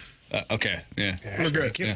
I'll tell you what, the reason, JR, and this is just hear me out on this. I think the reason why the Blues lost last night is because Ferrario decided to tweet out at the end of the second period that when the Blues took the 3-1 lead, that was the nail. The dagger. The dagger. That was the dagger. I mean, come on. He had a full period ahead, so obviously it was Ferrario. Your thoughts? I can't say that I've probably never put out a tweet that turned out to be wrong. In fact, I think speaking of tweets, I had a tweet several years ago that it didn't dawn on me that I tweeted it in the moment, but after the fact, I guess the fans kind of gave it to me. Alexander Steen was still playing, and he got injured during the game, and they took him out of the game. And afterwards, the coach said that he's fine. It's just they took him out. So I tweeted that Alexander Steen pulled out for precautionary reasons.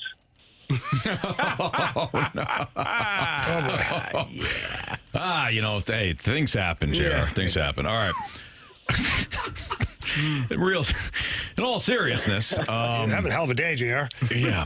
In all seriousness, JR, the issues 6-on-5 just cropped up again last night. I don't even know what you say, but when it comes to you watching them all year long, was just their play 6-on-5? Was that their undoing, or do you think it was much more than that? Yeah, there's definitely more to it when you look at second, third period, especially first overtime. Look, after I think it was third period on, Winnipeg outshot the Blues 34-13. As you watch the game, and Jamie's right there watching. I'm looking down. You're making what you call good plays, smart plays, but it was a lot of dumping the puck in, changing, and getting back into the bench and kind of rolling the lines that way. And it just wasn't that assertive, aggressive style that it was in the first period. But when you get that 3-1 lead, the dagger, you feel like that you can get into that third period and play another smart period and maybe add to your lead.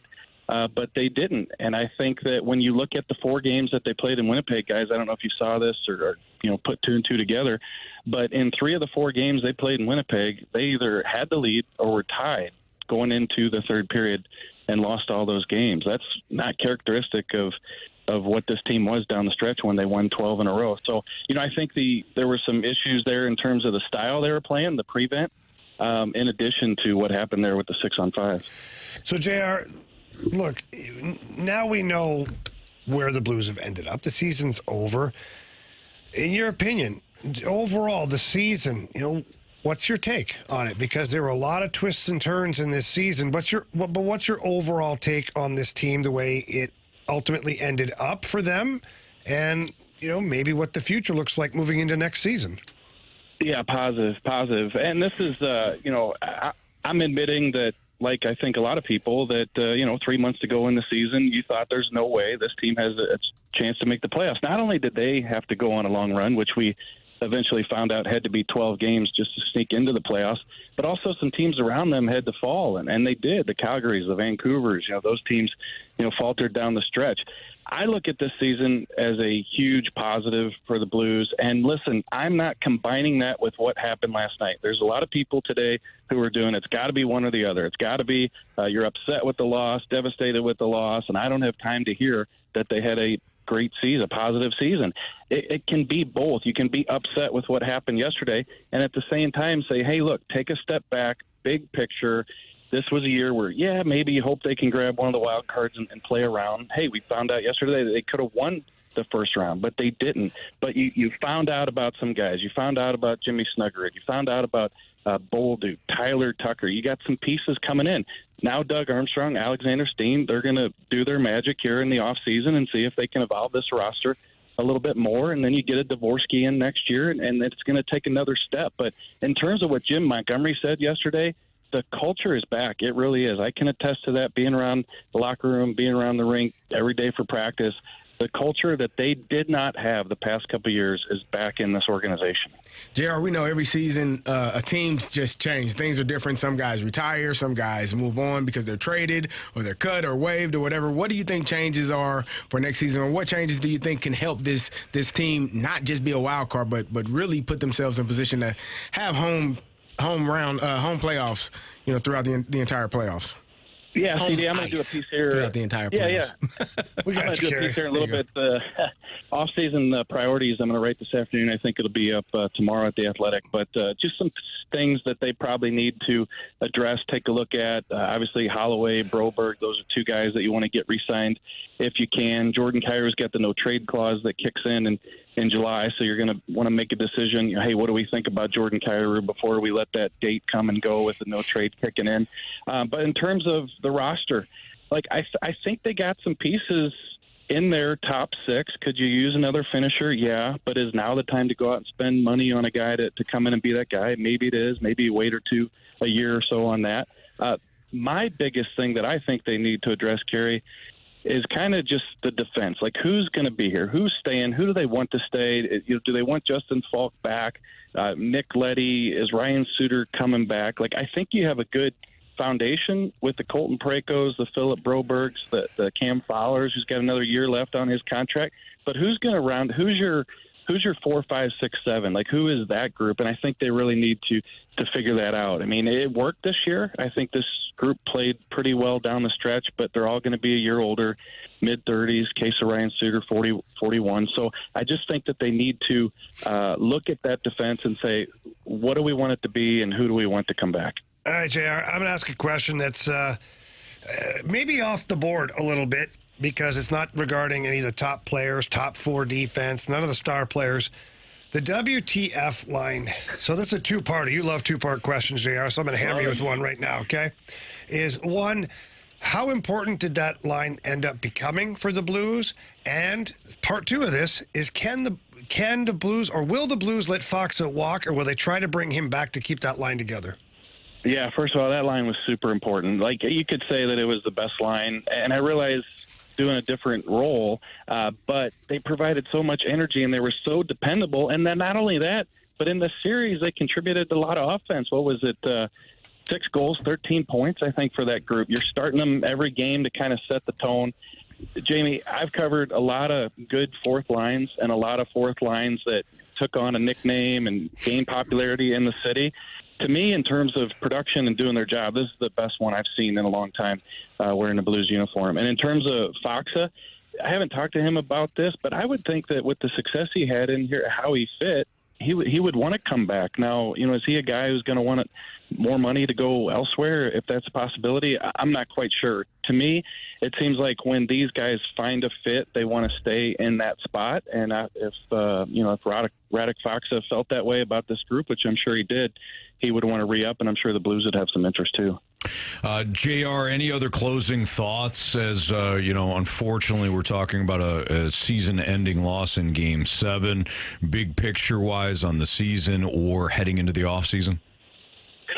My only thought is what kind of taste is what happened yesterday going to leave in these players' mouths. I think that, talking to Jake Neighbors and Zach Bolduc before yesterday's game, they just talked a lot about the experience that they got in the playoffs. And, whether it's them or whether it's some of the veterans, what are they going to take from yesterday? Is it going to push them 10% more in the offseason? And so that's the biggest difference, not only the physical part of playing in the playoffs, but also the mindset of what it takes. And so when they go into these workouts and, make a decision, what do I do today? Do I, push the limits here? They're going to base it all on that feeling that transpired yesterday of missing out and not going to the second round. So, like Doug Armstrong has said for years, 3%, 1%, 2%. These guys, if everybody can take that little bitty jump in the off season, it just makes you so much better. So, how do people respond to the last 2 minutes of yesterday's game? JR, great coverage throughout the course of the season, not just, of course, on these airwaves, but at The Athletic, and a lot to break down as always when it comes to the off season. But I hope you enjoy a little downtime and get back to some family activities too. Yep. Thanks a lot, guys. We'll talk to you later. All right. Sounds good. Thanks, JR. Jeremy Rutherford here in the Fast Lane on 101 ESPN. Make sure that you are following him on Twitter for all his athletic posts at JP Rutherford. This loss for the Blues will mean more if blank. This loss will mean less if blank. We'll fill in those blanks next on 101 ESPN.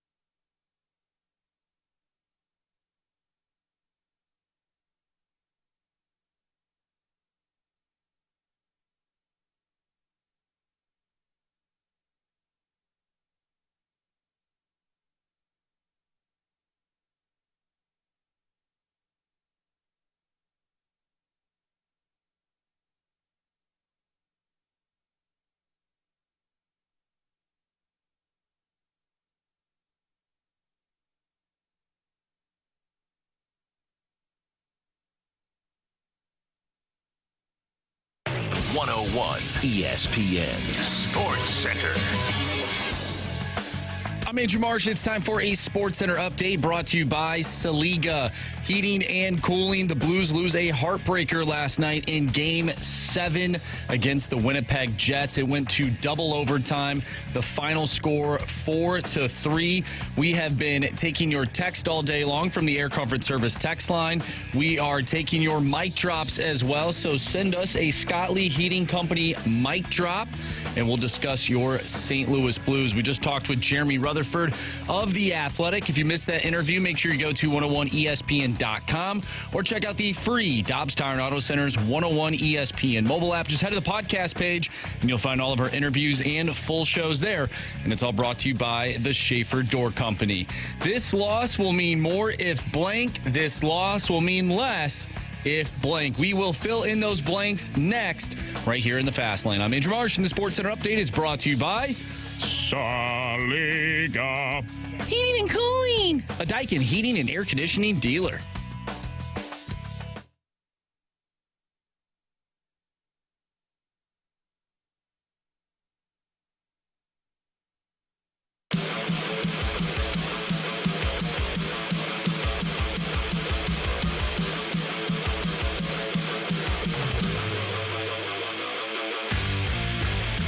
It's all about the big picture, because everything that this team went through, how can we not be proud of them for taking the best team in the league to Game 7? Regardless how it ended, how could we not be proud of this team? I know I am, and I can't wait for next season. Hey guys, I hope you're enjoying your Canes today. Happy birthday, Dunk. That was our guy Andrew, who was kind enough to keep the tradition going. Every May 5th, Andrew, a loyal listener, drops off some Raising Cane's in honor of Dunk. His heavenly birthday would be today, and we thank you, Andrew. We've been enjoying some Canes throughout the course of the show today. So, and we'll spend some time talking about Dunk, and maybe sharing a few laughs too. But Andrew had said that to us in person when he left on the mic drop, and he's right. I mean, big picture wise, it's hard to not appreciate everything that we saw this year out of the Blues. I'm not saying don't be incredibly heartbroken or even, disgusted the way things ended last night. But big picture wise, this team accomplished a lot. Yeah, just look and at the arrow is pointing up. So what is it? 14 games in a row on home ice that they won. They hadn't lost a home game since February. Yeah. If you're a Blues fan and you're going down to the games, I know Marsh, you went to a couple of games. Yeah, it was awesome. How great did it feel? It was great. And they had the Jobu juice there, too. Jobu juice. You got into that, didn't you? Oh, yeah. Friday night. Yeah, you got... Marsh was feeling no pain. You got John Gruden, who jumps on the Blues bandwagon. Mm-hmm. So many fun things that happened throughout this year from a team that halfway through the season, we were like, woof. We might have to go full rebuild here. Yeah. Monty may have to start from scratch. And I know even calling the games, like, you get caught up in, like, how much fun you're having a little bit. You're like, this is pretty awesome. And I'm watching guys. I just showed Marshy the totals here for hits.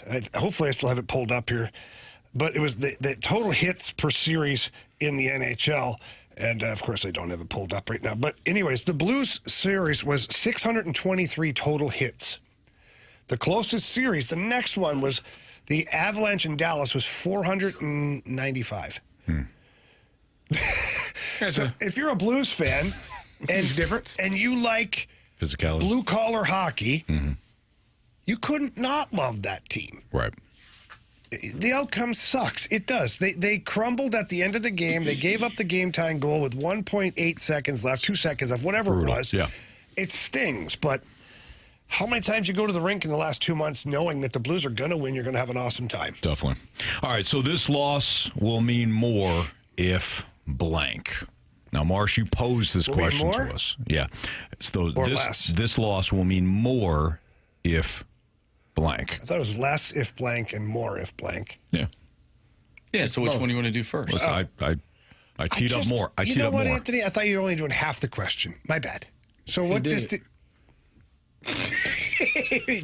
Don't break those. You need those. Actually did. Yeah, you're right, Carey. I did. I literally did half the question. You asked half. Yeah, but you're supposed to ask the whole thing. I teased the whole thing. But we're breaking it out. You're going to tease the whole thing. You want to give me half. All right, fair. All right? Yeah. Jamie, that's fair. Marsh. Yeah, so I think the loss means more if you don't at least replicate this season and beyond. Like, first of all, you got to make the playoffs next year. Mm-hmm. You have to continue to build upon what you did this season. And I mean, Jamie, just because they lose and everyone's like, well, I'm excited for the future, that doesn't mean that you're going to do Jack, in the years to come. This is the hardest trophy to win. We just saw that last night. Mm-hmm. All it takes is less than 2 seconds for your season to flip upside down. Yep. That's all it takes. The margin of error is very slim when it comes to the Stanley Cup playoffs. So I think you have to continue to build. I think it means less, though, if you end up basically it's the opposite of that, right? Like, you have to, in my opinion, you have to continue to build. The young players got to continue to evolve and develop. But also, I think there's some players that we saw in this series that might have to bring it a little bit more the next time you're in a playoff series. And maybe this is that learning curve as well. They have gone a few years without being in the playoffs. It's a different style of game.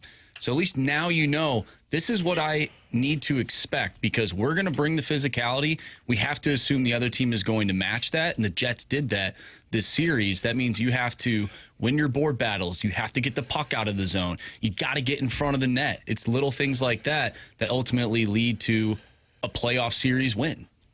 Yeah, I think my thoughts are similar to yours. I think it means less if you don't build upon this, right? Like if you do, right? So if you next season, if at some point, either next season or 2 years from now, we look back and say, you know what, that loss stung bad, but it was also the start of something bigger. If that's the case, means less. That loss means less.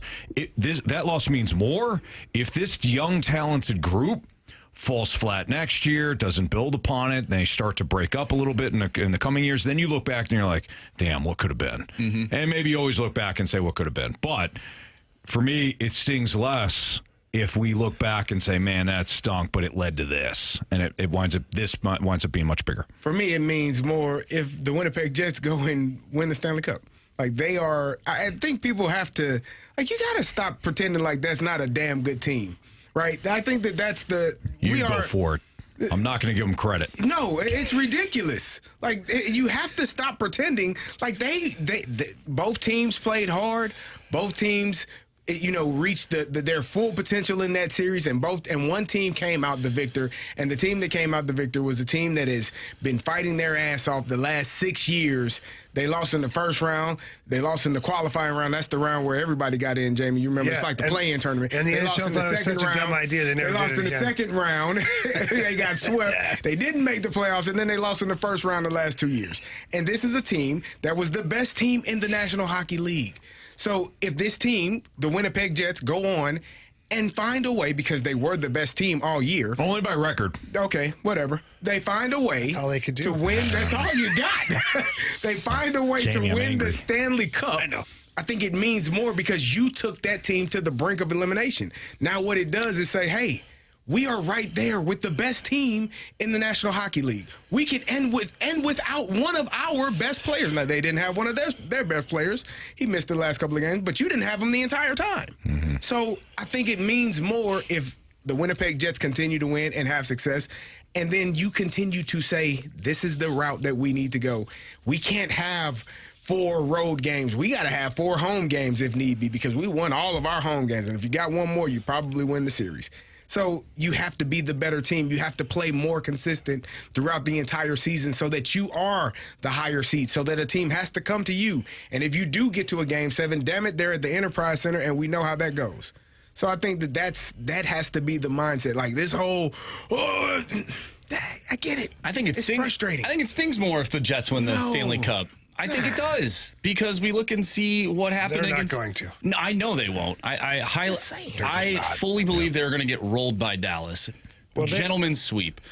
But like this, we could say the same thing about the Avalanche series a couple years ago, where we're like, man, we were the only team that gave them any type of game that entire run. They went on to win the Stanley Cup. Guess what happened? You missed the playoffs the next 2 seasons. We could have said the same thing right there. Like, we're right there with the best team in the NHL. Different circumstances, your goalie goes down in that one. Right. But, you know, I think it stings more because that means that your team was good enough. You were 59 minutes and 58 seconds, you know, good enough to then go on and win a cup. Maybe. I don't know. Well, you're good enough to go to the next round. Good enough to go to the next round. I think that I'm not trying to be sarcastic. We're playing what-if games here. We are, plus, look, you can't. We all that was guaranteed. A win last night only guarantees you a date with Dallas, you know, and that's as far as I'm willing to go because Jamie said at the start of the show you needed all 82 games just to get into the playoffs, and then you had one hell of a series. I think I really believe you should have won that thing, but it was against, to Carey's point, the team that won the President's Trophy. But beyond that series, you were banged up. You'd have to go to Dallas now. That was going to be a tough go-around. Just look at the way it ended up, okay? A couple things. So the more, less, whatever, I'm just going to sum it up in one comment, that the expectation for next year's Blues team is that you're not having to win the last game of the season to make the playoffs. Mm-hmm. Yes. You have to continue to just move the ball forward. It doesn't have to be first place in division. It doesn't have to be conference final. It has to be that every year we're continuing to get better so that when you hit that championship window in 2 to 3 years, you're ready for it. You're ready. And, Carey, you're right. Sometimes it takes a lot of growing pains, a lot of kicks in the Pishneras to learn and to grow and to get better. And these young guys that played in these playoffs, they know what it feels like now to be. They have it ripped. You gotta suffer. It got ripped away from you. You gotta suffer, man. You gotta suffer. Yeah, and the Winnipeg Jets have suffered. They have. So for me, it's like, hey, get a text 314. Carey's rationality has no place on this show today. I agree. Trying to be rational. Maybe I should just shut the fast lane up. You know, but I like it. It is funny. Save that for tomorrow. The second thing about this series is I don't know if either team would have had enough gas to play the Dallas Stars. The Winnipeg Jets are this year's version of the 2019 San Jose Sharks. They barely had enough guys to field the team in the last game.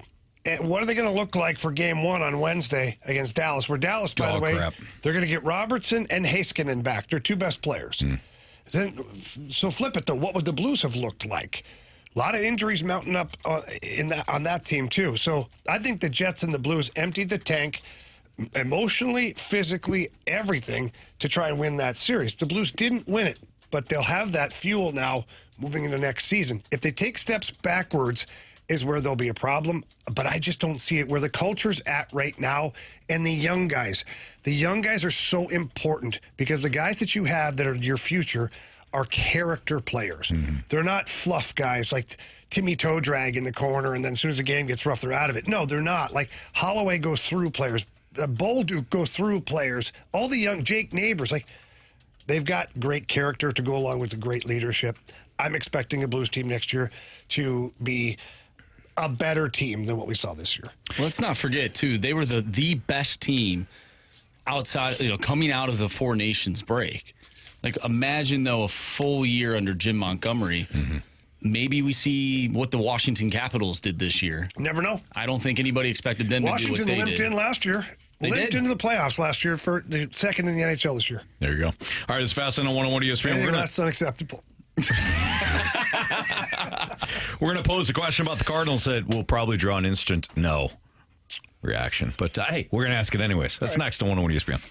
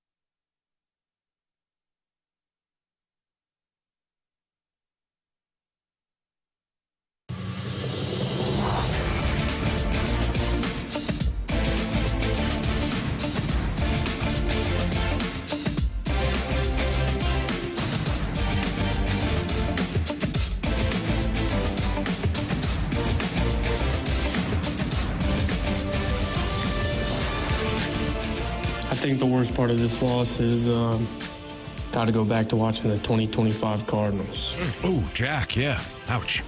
Who won 2 of 3 against the Mets over the weekend? Hi-oh. Yeah. It's great. No doubt. Yeah. Okay. Did the Cardinals have their own recipe for a surge? 12-game winning streak and a push to a playoff spot? I think the Cardinals... I'm going to take your hesitation as a yes. So, Jamie, Carey, Marshy, please. What do you like about this team? They're young. Are they? It's only going up from here. Who's young? The lineup. Victor for the Scott. most part. Victor Scott, Mason Wynn. Yeah. Jordan Walker. Yeah. Nolan Gorman. Okay. That's 4. They're young.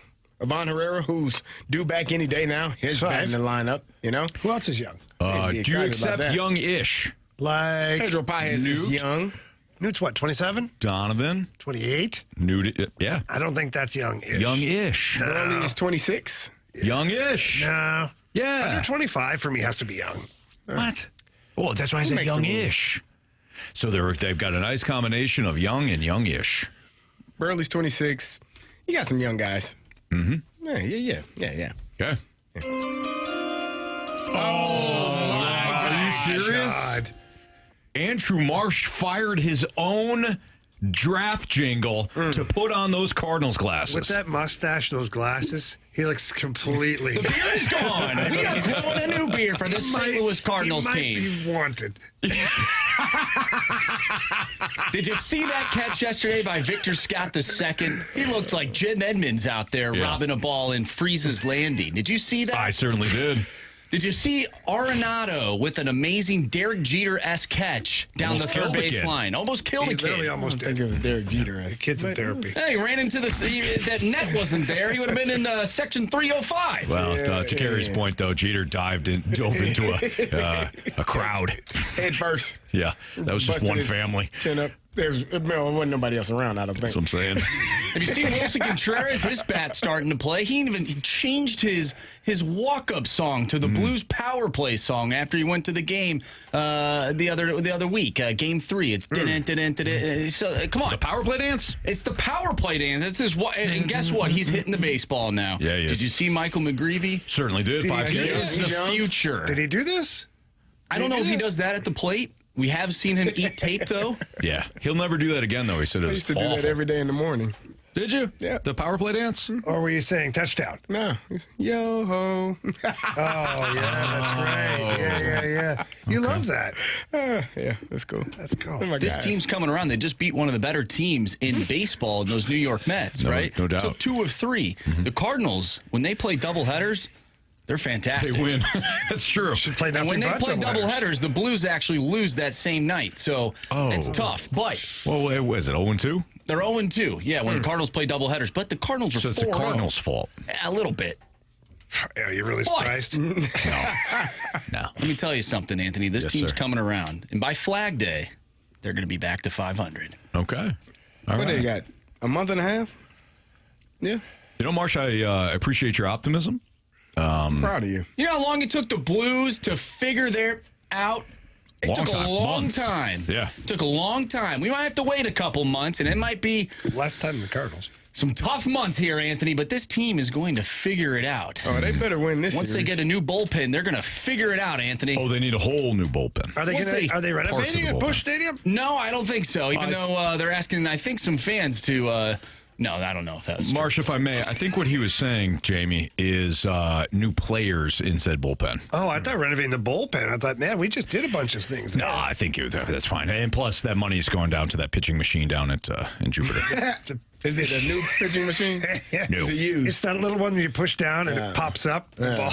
Oh, wow. Oh, wow. You didn't even get us the tire one? No, come on, Anthony. I do think we need more fans at the game for that one. Fair. There's parts of this team, though, that, like, I can see it. I just maybe need to take these glasses off and put some bifocals on, but I can see it. What do you see?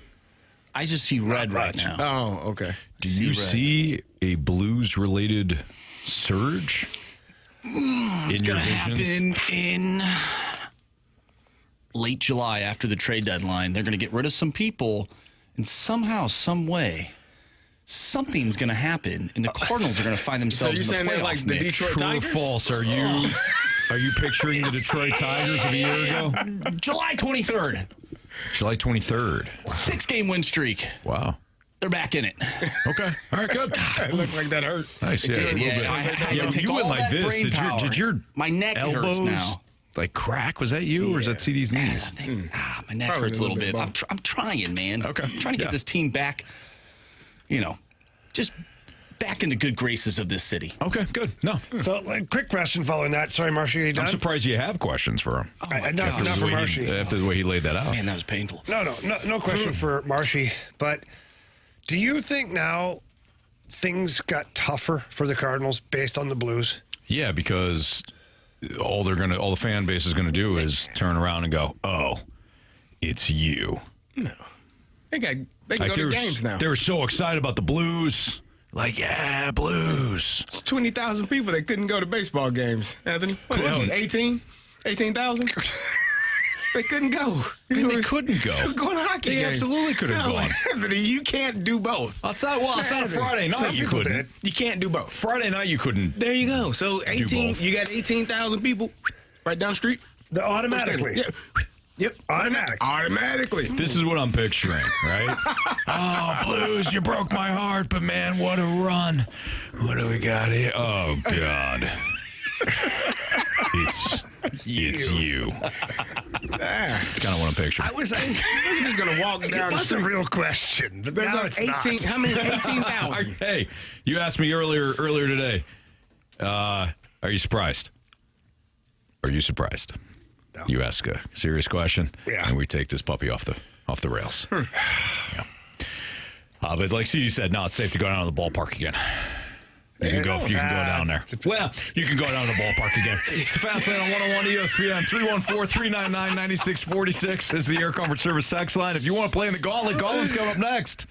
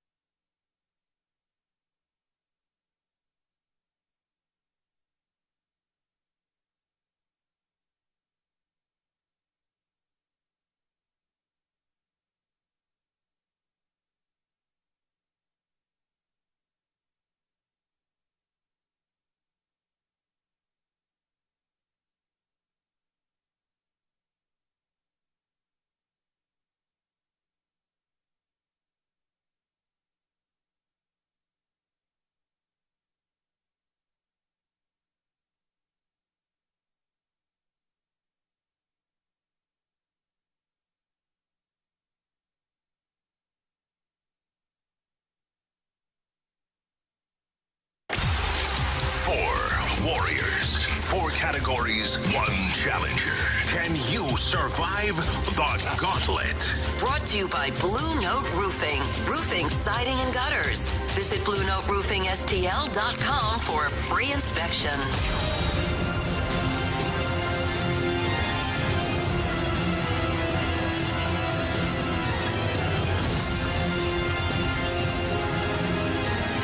It's Fastlane at 101 ESPN with Carey Davis and Andrew Marsh and Jamie Rivers. I'm Anthony Stalter. Let's welcome in Rocco to the Gauntlet. What's up, Rocco? Hey, guys. How are you doing today? We're doing great, man. Appreciate you listening. Thank you for playing. Who would you like to take on, Marsh, Carey, Jamie, or me? Well, I like all you guys, so let's go for Carey and hope it's not football. Carey Davis. Good luck, Rocco. Thank you. All right, Carey's going to head to the Cone of Silence. He didn't reciprocate, Carey. It's okay. Rocco seems like a real nice guy. All right, Rocco, go ahead and tell Marsh to spin that wheel, Rocco. Marshy, spin that board. Sure. All right, so you said no football. Is there a category you do want? Baseball or hockey might be okay. Marshy? Yeah, it's hockey. Oh, there you go. Okay. All right. So, Rocco, I'm you're going glad I didn't get Marshy for hockey because he seems to roll in hockey. He does very well in hockey. Yep, absolutely. All right, thank you, Marsh. You're going to receive 4 hockey-related questions, each one worth 2 points, Rocco. If you ask for the options, those questions become worth 1 point. Are you ready? I am ready. Question 1. Before Pavel Buchnevich's recent playoff hat trick, who scored the last Blues hat trick in the playoffs? Oh, my. I want to say that it's Jaden Schwartz in 2019. So that's who I'll go with, final answer. All right, question 2. Cam Fowler broke the Blues franchise record for most points in a playoff game by a defenseman with 5 points in Game 3. The record was previously held by whom? Oh, God, I just saw this today. I think it's Mikhail Makar, but I'm going to take the option. Was it Brian Benning, Red Berenson, or Al McInnes? Oh, so this is a Blues one. Yeah, it said it in the question. Okay, sorry. You're good, buddy. I don't know. Let's go with Al McInnes final. Okay. Question number 3. Which player has played in the most Blues playoff games in team history? Oh, wow. I'll probably need the options for that one. Options are Alex Pietrangelo, Vladimir Tarasenko, or Brett Hull. Well, Hawley never got past the second round, it seemed like. We'll go with Pietrangelo. Final. All right, Rocco, question 4.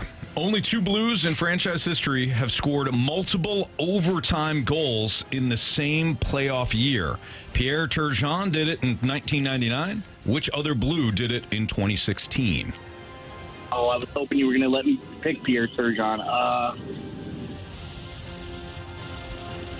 What year was it? 2016. 2016. Overtime goal by Backes in Chicago and Dallas. David Backes. Okay. Final answer? I believe. Final answer. All right, Rocco, we're going to welcome Carey back in from the Cone of Silence. How you feeling? I think I did okay. Okay. All right, Carey. I think I got 2 of them for sure. All right. Carey's walking back in. Hello, gents. Carey, how was the Cone of Silence? Oh, very solid. Okay. Hanging out, man. Carey, your category today is hockey. Oh, I love hockey. Congratulations. Yeah, congratulations, by the way, to Carey. You won the Light the Lamp game this year. Nice job. Nice job. Who won last year? Marsh? Jamie? I think I did then. No, you didn't. Did you? I think so. I don't know about that. You won. You're back-to-back champ. I think you're just saying that. It's possible. I think Marshy won it. I don't know. I believe you, Carey. I think you wouldn't just throw it out there. I don't remember. I might just throw it out there. I won, but I don't remember. Okay, so. The hell are you pointing to? The big boss, John Kasky. I thought Babe Ruth was in the house. Pointing the shot. Cut a shot. I was like, get the coffee machine back in here. No, I wouldn't say that. You just did.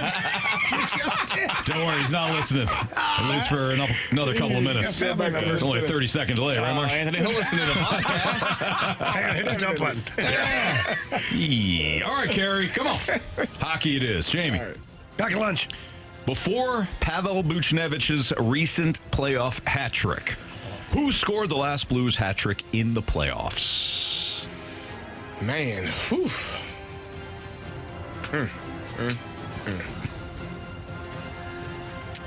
Give me the options.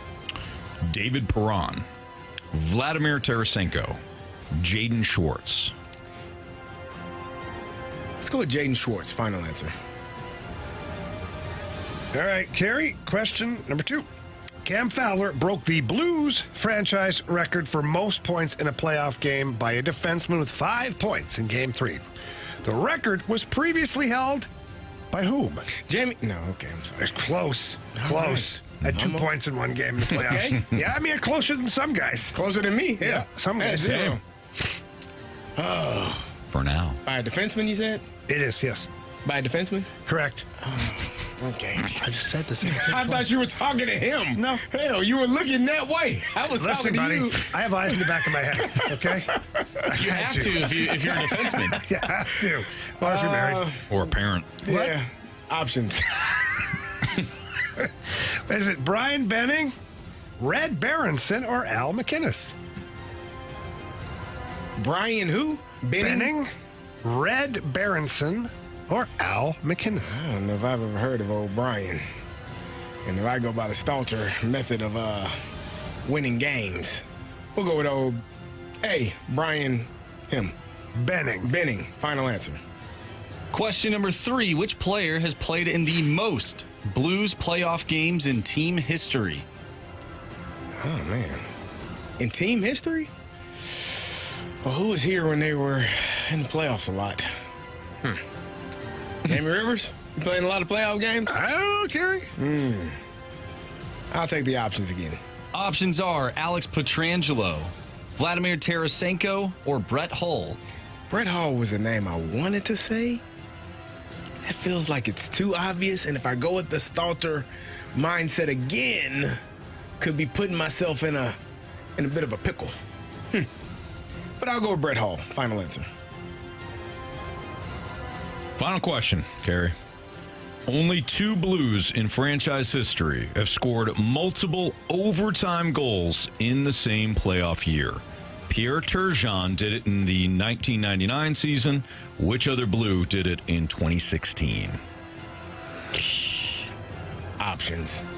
Vladimir Tarasenko, David Backes, Alexander Steen. Let's go with Steen. Final answer. Okay. Let's go over this. Carey versus Rocco in hockey. Before Pavel Buchnevich's recent playoff hat trick, who scored the Blues hat trick, the last Blues hat trick in the playoffs? Carey with the options said Jaden Schwartz. Rocco without the options said Jaden Schwartz. Good job. Correct answer is Jaden Schwartz did have a hat trick in 2019. However, Vladimir Tarasenko, 2022, round 1, game 5 versus the Minnesota Wild is the answer. You didn't know that. I know I didn't. Yeah. I know. Big Daddy Vladdy. Nice. 0-0. Cam Fowler broke the Blues franchise record for most points in a playoff game by a defenseman with 5 points in Game 3. The record was previously held by whom? Rocco went with Al McInnes. Carey, with the quote-unquote Stalter method, went with Brian Benning, or as Carey put it, Brian whoever. Yeah. Correct answer is It's Brian Benning. Nice job, Stalter Brian. does it again. Brent And Benning. for those people on the text line and in the snake pit clamoring that Red Berenson wasn't a defenseman, that's exactly right. Yeah. That's why if you knew the Blues, you wouldn't pick him. Right. Right. In fact, it says right on our sheet, Not a Red Berenson, not a defenseman. Yes. All right. So, Carey up 1-0. Which player has played in the most Blues playoff games in team history? Rocco with the options went with Alex Pietrangelo. Carey with the options went Brett Hull. Now, I do want clarification on this. This was not a Stalter. No. Like, this is... I was thinking Brett Hull before I... But what I'm saying, like, there's no... Like, There's no outlier. Yeah, there's no outlier. No. There's no outlier. So you got to go with your gut. Just And think you about did. this, Carey. Yeah. Alex Pietrangelo in 2019 played 26 games alone. That's a lot. In that's one playoff run. All right, so again, Rocco went with Petro. CD went with Brett Hull. Correct answer is... Brett Hull. Brett Hull! Carey with a 2-0 lead. Only 2 Blues in franchise history have scored multiple overtime goals in the same playoff year. Pierre Turgeon did it in 1999. Which other Blue did it in 2016? Carey went with Alexander Steen. Rocco went with David Backes. Rocco Walk it off. was right. Didn't use the options. David Backes was the correct answer. We got a 2-2 tie. I knew it. Here we go. Time for the walk-off. There's going to be math involved. Always is. Rocco, this is how it's going to work. You are going to hold off on your answer until we ask you for it, because Carey's going to first write down his answer, show it to us, and then we're going to go right to you. No stalling, all right? No problem. All right, Rocco. Here's your question. Closest to the pin will win. How many playoff games did Brett Hull play as a St. Louis Blue? How many playoff games did Brett Hull play in as a St. Louis Blue? Carey is thinking. Oh, boy. He's thinking. Oh, boy. Write it down. And he just showed us his answer. Rocco, what is yours? I'm going to go with 41. No math needed. Rocco. You have chosen poorly. You lose. Rocco just said 41. Carey showed us and the camera 69. 69. Marshy, how many playoff games did Brett Hull play in as a St. Louis Blue? 102. 102. Let's remember something. Brett Hull was right in the middle of the era where the Blues went 25 years in a row making the playoffs. Yeah. I thought Petrangelo's 2016-2019 runs were deep enough that he would have passed Brett Hull. Yeah. Petro, by the way, second most. Yeah, second most. Second most. Yep. Petro not quite as deep as Brett Hull No. in the playoffs. Yep. All right, Rocco, again, thanks for listening. Thanks for playing. Thanks, guys. Good luck. Thank Thank you. Thank you. Yeah, Rocco. Now he said it to you. Yeah, he did. Yeah, he came back around. Carey, congratulations, man. Nice job. Thank you. Hockey guy. I knew you all got me. Carey Davis. There you go.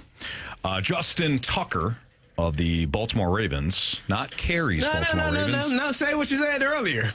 The Say what you said former earlier. kicker now for the Ravens has been released, according That's to hard to Adam believe. Schefter. Yeah, Tucker, maybe some stuff off the field that the Ravens no longer want to put up with. Yeah. I don't blame him. And missing kicks. Well, that's that's a good point. I'd like to say Carey released him before the Ravens did. People forget about that. Shouldn't have. Can we use when we talk about him, can we use the word release? What's next for the Blues? We'll tell you here on 101 ESPN.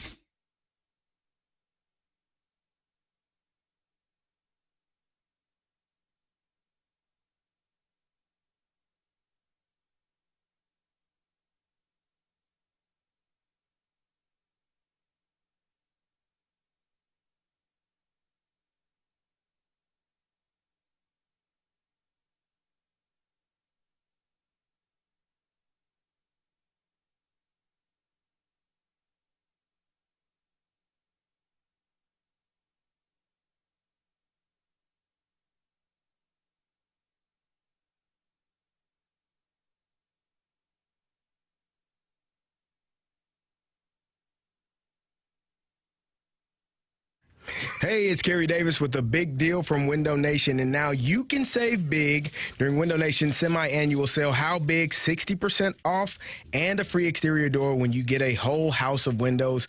Now that's a big deal. Plus, you can get 0 down, 0 interest, and no payments locked in for 2 years because right now, financial security is a big deal as well. Want even more? Right now, they'll give you 2 free Cardinals tickets when you replace all of your windows. Imagine getting some of the best windows you can buy for a lot less than the expensive guys. And unlike most home improvement companies, Window Nation backed their products with a lifetime warranty with an A+ rating from the Better Business Bureau and over 45,000 customer 5-star reviews. You can trust Window Nation for quality and service, but hurry. Window Nation's semi-annual sale ends soon, so don't miss your chance to get 60% off no interest financing for 2 years. Cardinals tickets for free. Schedule a free in-home estimate right now at 866-90Nation or visit them online at windownation.com. Again, that's 866-90Nation or visit them online at windownation.com.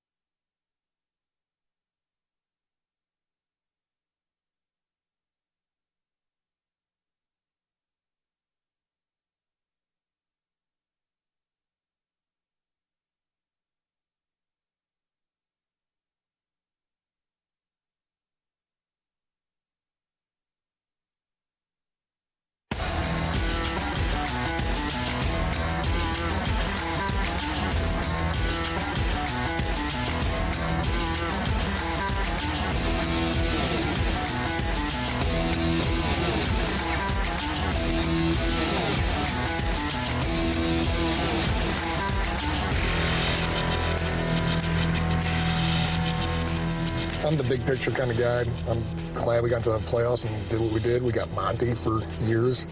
We have a ton of talent coming up. We're going to be good for a while. 1.6 seconds, I'm used to it. 13 seconds, I'm a Bills fan. Been there, done that one.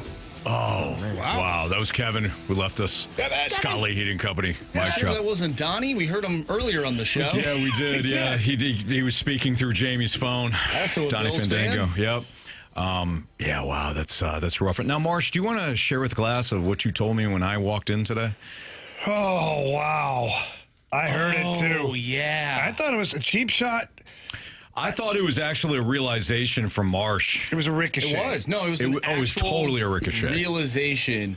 I looked Anthony dead in the face, which is something that you're not supposed to do. It's one of our rules. And I allowed it because you looked sincere.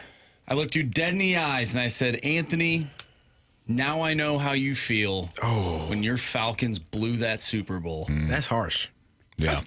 But now that made Anthony feel bad for no reason. I'm thinking about it, though. It was a first-round series, too, by the way, not a Super Bowl. This is a first-round Cup. series. Yeah, that was the Super Bowl. So now it's like even worse. Mm-hmm. Oh, wow. Which one? Him? His? Yes. Yeah, of course. Oh, yeah. Yeah. You just not realize how bad that was? Thank you. So I looked at him, I said the same thing. We're like, Marsh. You don't really know what someone's going through until you step into their own shoes. Right. You know, at first we had sympathy. Now we have a little bit of empathy. I don't know if you had sympathy before. No, we did. I don't think so. Okay, but you say you walk in my shoes. We always brought it up and we apologized. We were sorry that happened. No, you always say sorry. That you feel that way. Which I always respect, but, now I just feel crappy again. You're the one that just brought it up now. I totally forgot that I said that to you 2 hours ago.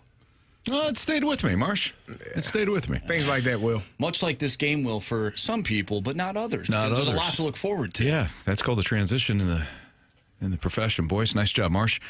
Yeah, unlike my Falcons, who made the playoffs the following year, that never got back, I do think the Blues, the arrow is definitely pointing up. I really don't think you can question that. Full year under Jim Montgomery coming up. And by the way, I realize that nobody really wants to kind of talk about the future after what happened last night. But the fact remains that this team did not gel until after the trade deadline, after the Four Nations tournament. It was right in and around the trade deadline and post, just because I happened to be on the road with the team. It was the L.A. trip. We stayed in the one hotel for a week. Mm-hmm. And in that week span, played really good hockey. The rumors of the captain being traded, players weren't happy about that happening. They galvanized. All these things happened in that 1 week. It was the starting point. Mm-hmm. And then following that, you'd have thought, well, it should have went the other way because you left that road trip with Colton Parayko on the IL for 4 to 6 weeks or whatever, and some concern about the future of the club. No moves were made at the deadline. So everybody's like, yeah. I don't know how I feel about this. Who wasn't like that? The players. The players were confident. They couldn't wait to get back to the rink every day.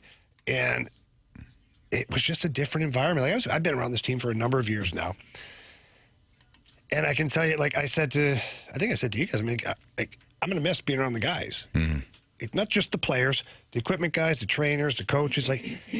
What they've managed to do in this half a season is rebuild that culture that was here, the 2019 group. So much fun being around those guys and great guys.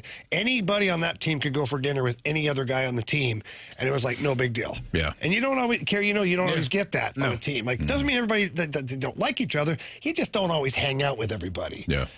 And they had that going this year, and the best part about it is you only truly have two players that could potentially be gone. That's Faksa and Suter. The rest of the team can come back. Now, you may not want the whole team back as a Blues fan. You may have your player or two that you don't want back that you want to trade. I get it. I'm just talking culture, not performance at this point. Yeah. It's all there right now. Yeah, I think that there's a lot of upside of what you have looking forward to. I don't think you can be frustrated about, losing in the manner in which they did, 1.768 seconds, whatever that number is. Not great. It's awful. It feels awful. You are literally 2 seconds away from being in the second round. It's something that it's one of those things that just bit you in the butt. It's happened multiple times throughout the season, and you were unable to correct that issue. And so it happened in the most untimely, in the worst time that it could happen. But that to me, I still think that it's not a lost season. It's not a season where you look back and say, "Oh, we fast lane this up." No, you fought your way from a team on the outside looking in, had a 12-game run where you were able to win each one of those games, had injuries, dealt with blows to guys, and you're looking at this team and saying, next year, we're not going to be a wild card team. We win the division. Mm-hmm. Do whatever. You have an opportunity to be a really good team. And so while it's frustrating in this moment, take a moment, process it, give yourself 48 hours, sulk, be mad, throw things, don't break it. But whatever you need to do, get over it and look forward to what next season is going to look like. Because this, for me, is probably the first time in I don't know, since Albert Pujols was here, that you have a team where you could say, this is going to be a fun season. Mm-hmm. This is going to be interesting. And that season didn't start off very fun for old Albert.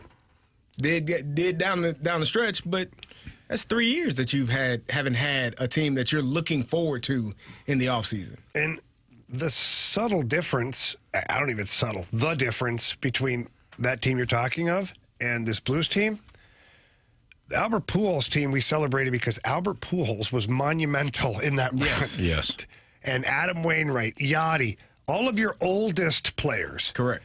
Whereas the Blues, we're celebrating guys like Dylan Holloway, Jimmy Snuggerud, Zach Bolduc, Robert Thomas. Like, the younger part of the team is what we're excited about, not just celebrating the oldest guys on the team for what they did in their last season. Mm-hmm. So that, to me, is it's a subtle difference. Sure. Here's another one, too, is people are excited about who is in charge of this team moving forward. Who's the one that is at the top. Architect.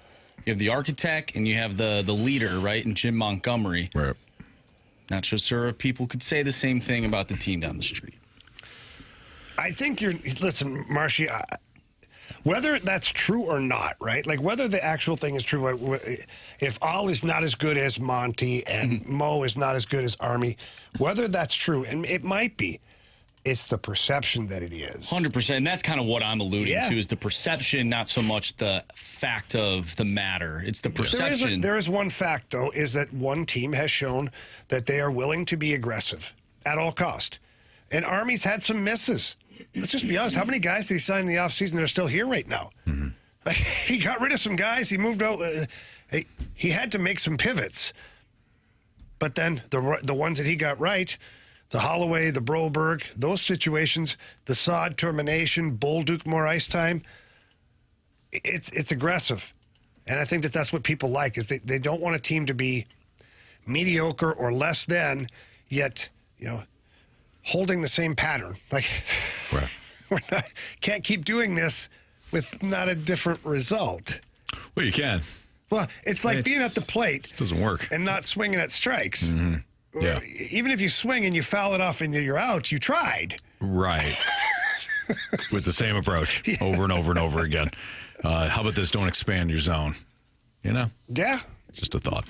All right, we've got part one of the Sports Six-Pack coming up. 314-399-9646 is the Air Comfort Service tax line. Send in your questions there, and we'll answer them here in part one of the Sports Six-Pack next.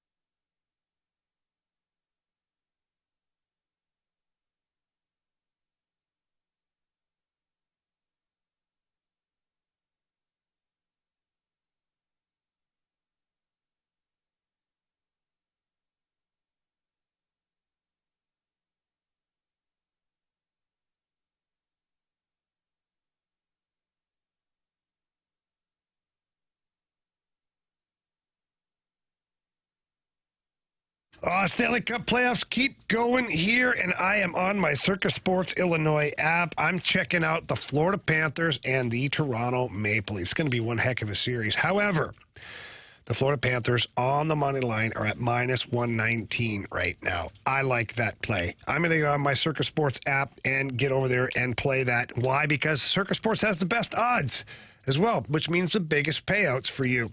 They've also got great lines on all their futures bets, tight money line splits, and again, the best odds. Check out any other app that's out there. You know all the famous ones. Check them out. The odds are better with Circa Sports Illinois.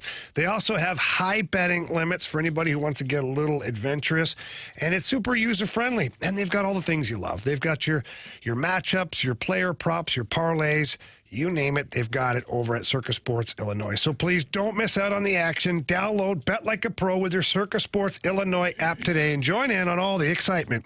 If you or someone you know has a gambling problem, call 1-800-GAMBLER or text ILGAMB to 833-234.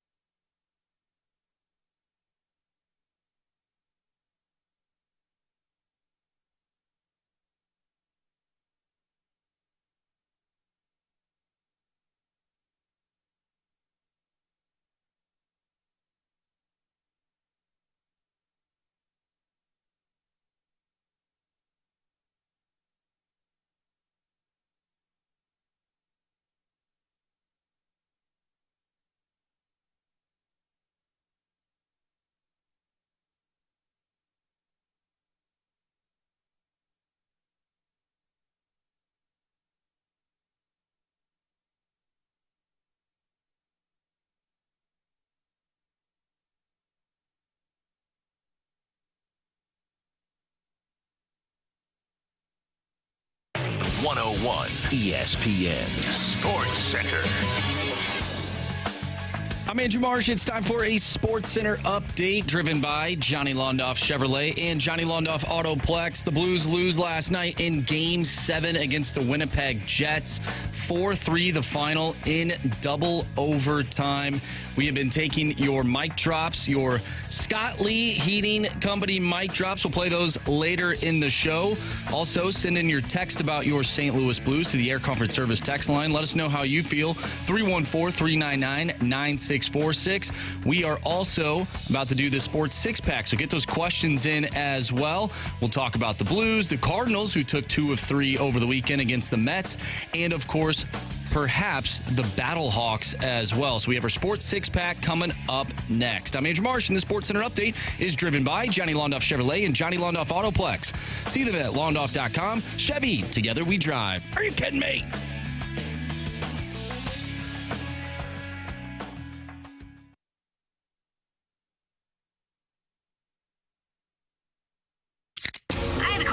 It's time for the Fast Lane to answer your sports questions. I want to ask you a bunch of questions, and I want to have them answered immediately. Asking me all these weird questions. Answer the question. Answer the question. Answer me! The Sports Six-Pack is refreshed by the Finnish Long Drink, Finland's best-kept secret. A sparkling citrus beverage made with real liquor. Visit thelongdrink.com. Time for part 1 of this Sports Six-Pack here in the Fast Lane on 101 ESPN. Carey Davis, Jamie Rivers, Anthony Stalter. Here is Andrew Marsh. Question number 1. All right, gentlemen, we're all a little superstitious in here. Mostly you, Anthony, very superstitious. I don't think I've got that. Now we get a question from the 314. Mostly a question for Marsh, maybe even Anthony. What could you have done differently to help the Blues win that game last night? Well, Marsh, again, I think you're most qualified to answer that question. What could you have done differently? I try to do everything, Anthony. I tried to move my phone back where it was when they went up 2-0. Did you bless anything? I haven't done that. No. No, that's all your fault. I watched the game with my buddy who we've been to 3 games together in the last month, and they've won every single game. Well, and I invited him over. I said, come over. We have to win this game. Wear the same thing you wore last time. And it just didn't work out. It didn't work out. We tried. You needed to be in Winnipeg.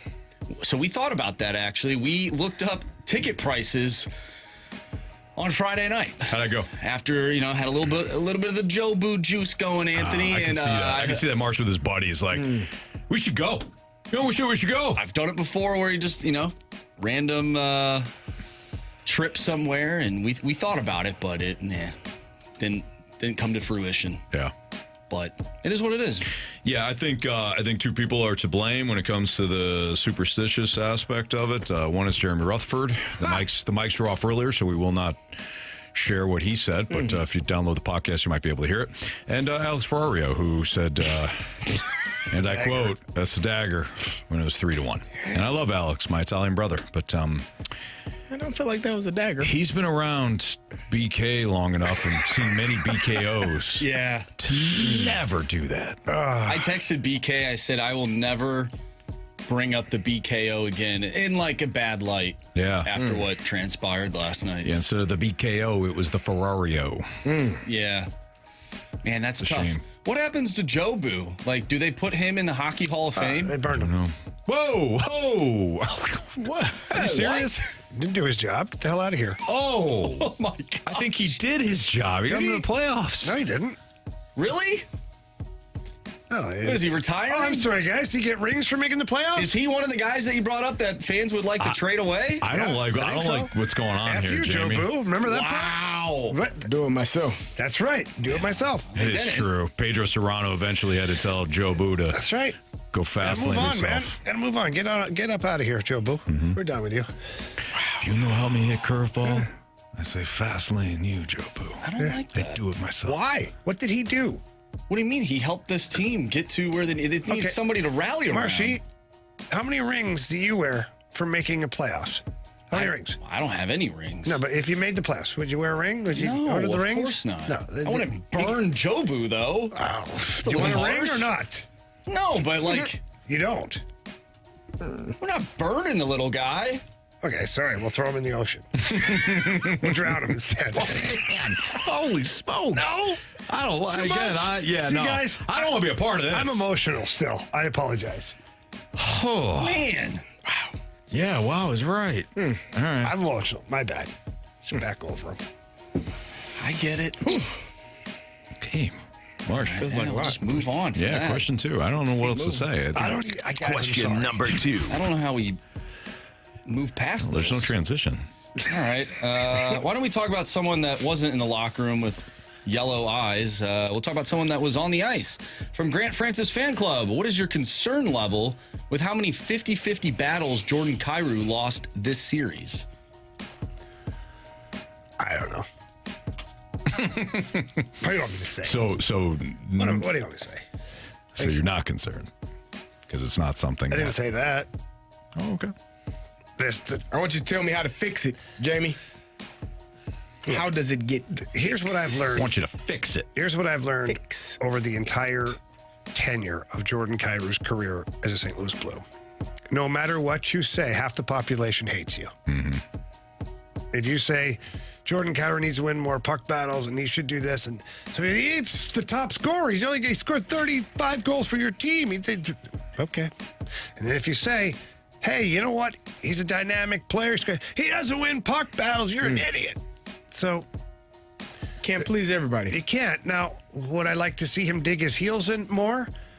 Yeah, I would. But is he further along now than he was last year? Yes, he is. Would I like to see him play a little more of a blue-collar game at times? Yes, but not every player is like that. Like, you look at a Mitch Marner in Toronto, albeit Mitch Marner puts up a lot of points, but he's a perimeter player.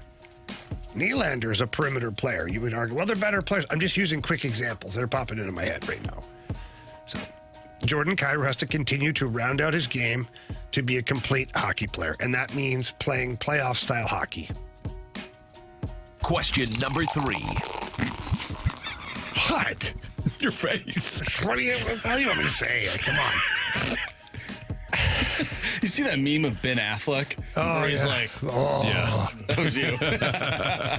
Pretty much. All right, we get one from the 314. Guys, is yesterday's collapse by the Blues the worst postseason collapse in St. Louis sports history?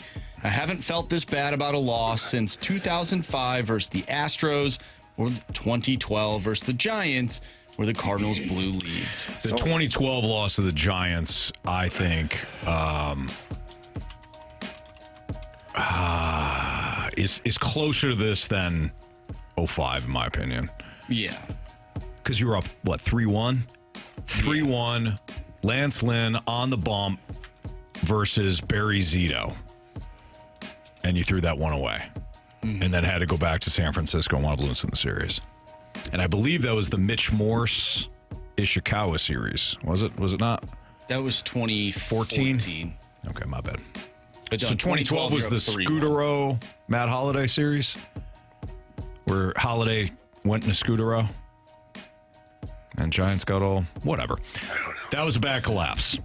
That is good though that we forgot about it. Yeah, but that was a bad series collapse. Yeah. Last night was a bad game collapse. Mm-hmm. Get emotional talking about this stuff. Yeah, it's still hard to take, but. If we're talking series collapse, there's obviously greater ones. If we're talking like one game, not even a game, one period collapse, then, I don't know what else there's to compare it to. Like the Blues, Red Wings in that year where we lost to Steve Eisman, that wasn't a collapse. It was a 0-0 game. Yeah, exactly. So it wasn't a collapse. So people are like, oh, it's just like that. It could be heartbreaking like that game because they're definitely comparable to the heartbreak of watching that happen. But this collapse was honestly within 4 minutes of hockey. Yeah, it's tough to take.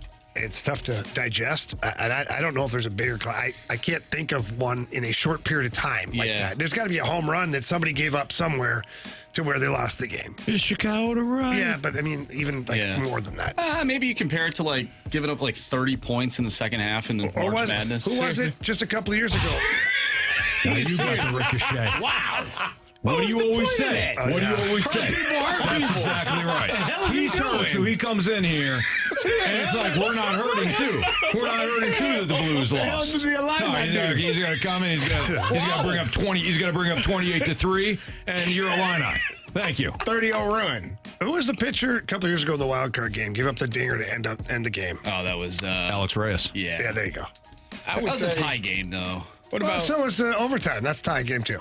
That's true. Oh, we're not talking about overtime. Come on, now we're talking about that last second. It's a playoff game. If one batter, one shot on net. You only get one shot. Not miss your chance to blow. Spaghetti. I think about the 3-1 lead that the Cardinals had against the Braves. Oh, in the 90s? Yeah. That still doesn't sit well with me. Going back to the game that you brought up, Jamie, do you think that Which one? The Alex Reyes one, that wild card game, do you feel like that game as a fan compared to this game, there was more of the, oh God, they're losing this game?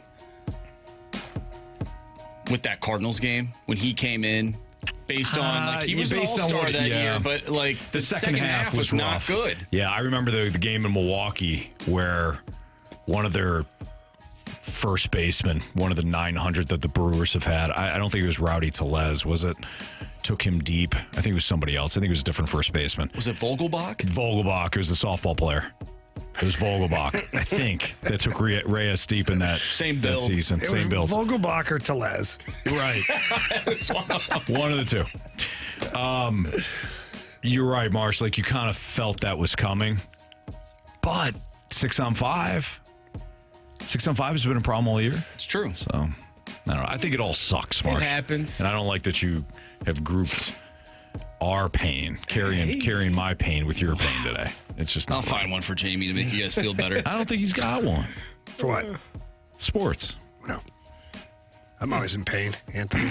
That's the different. Lions. Certain pain. Yeah, the Lions, that's painful. Doesn't feel great. That's the for Niners, sure. the Niners NFC Championship game. Oh yeah, that was a good. See, Anthony, you're contributing to it. I'm not throwing in his face, though. There's no ricochet. No, I said, hey, listen. Right in my face. He didn't go through you to get to me. You know what you did? I have empathy. You threw that ball over there, and Jamie was the first baseman for the Marlins this weekend. It bounced right under his glove, hit him right in the Liberty Bells. All right, part 2 of the Sports Six-Pack is next. Keep those questions rolling into the Air Comfort Service text line, 314-399-9646.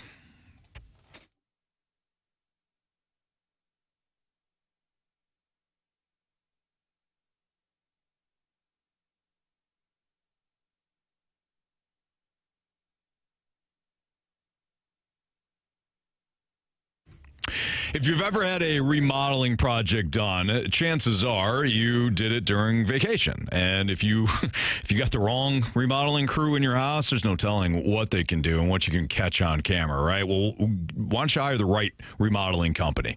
Mosby Building Arts, to be specific. They're fantastic. Their remodelers come in and they treat your home just as if it were their own. I've told this story before on air where Mosby came out to fix some doors in our little family room area that lead out to the patio, and the guys came in and the project was done in February. I'm like, man, this is going to be rough for a couple of days. It's going to be freezing in here. The way that they did the project from start to finish, the way that they wrapped the home, that area, the way that they moved quickly to get the doors in place, so the heating costs weren't out the window, and then you've got the way they cleaned up afterwards. Mosby they're fantastic. The construction team shows up on time. They clean up after the job is done. They take good care of your pets and your family. They work around that. The pricing for Mosby, no gimmicks, no hidden fees. Don't risk going with the wrong remodeling company. Call Mosby at 314-909-1800 or visit callmosby.com. You can schedule your free consultation today. See the difference for yourself. If it's time for new windows, call Mosby. If you need new doors, call Mosby. And again, you can see the difference for yourself. Mosby Building Arts, the right remodeling company.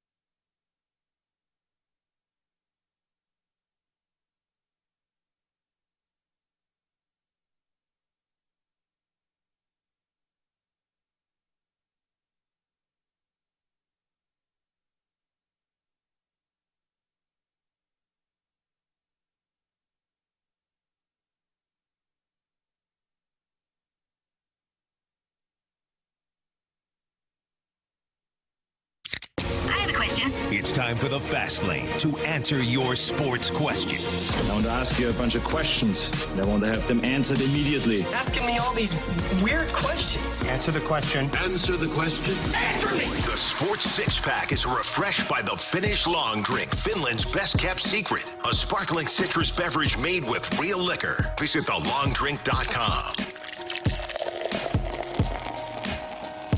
Part 2 of the Sports Six-Pack is right now, so 314-399-9646 is the Air Comfort Service text line. Keep those questions coming in. Carey Davis, Jamie Rivers, Anthony Stalter. Here's Andrew Marsh. By the way, there are multiple people that are in line with Jamie Rivers that they just want to get rid of Jobu. They don't care about Jobu. See? Wow. Jobu. Everything that Jobu did for you, and you're just going to ignore it. You either die a hero or you live long enough to become a villain, Anthony. Stop. This is not bad, man. Okay? This is Jobu. Did he do his job ultimately? Yes, it got you the playoffs. Is that what that? That's why you brought him in. No, it's not. Why did you bring him in? Championship. It's always about championships, Anthony. Nobody brings a special mascot in just to get in the playoffs. What the hell good is that? If it's all about championships, then why are we having a parade today about the future of this team? We're not having a parade. Do you see anything lined up? No. The parade is for champions. Jobu's not one. I'm sorry, Jamie. I don't know if I could sit this close to you moving forward here. Please move. Jobu. To get spot out in the hallway there, in the penalty box. That's fine. That's fine. Carey, you said it the other day. You know what? I don't even have to say anything. Carey, you don't even have to say anything. Nah. Jobu's got something special for Jamie. Good. You saw what he did to his truck. No, that wasn't Jobu. That was F you. Donkey backed into my truck. I wanted to choke him so bad. And 5 seconds in, you're Jamie Rivers? Now I can't choke you. You know who I am. Question number 4. Okay, from the 636. You know who I am. What's the worst part of your job? Is it going to be rough now that the Blues are out and you have to focus on a subpar team? Yeah, that's correct. What did he say? Read it again, Marsh. Read it for what is the worst part of your job? Is it, I clicked out of it already, but basically, does it have to do with the fact that we have to cover a subpar team going forward? Oh, absolutely. Yeah, we talked about that today. Mm-hmm. You're like, oh. Yeah, we're already strategizing to, how do we... I think it's also... I think it's also hard. You only have 2 of the four major sports. Like, hockey, you got baseball. You don't have basketball, you don't have football. Like, we had a football We have team. the Battlehawks, buddy. Well, if we had an NFL team, we do have the Battlehawks. Anthony Beck. That's a professional league. Later this week. But if we had, We got Major League Soccer. So as I was saying, it is, Jamie's especially in the summertime. You ever go to the pitch? Yeah, I've been. It's electric, man. They People stand up the entire time. Yeah, that's why Carey didn't like that.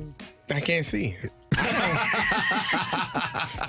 not where I was going. It's like sore back, sore knees against it. I can't see. I don't want to stand up the entire damn game.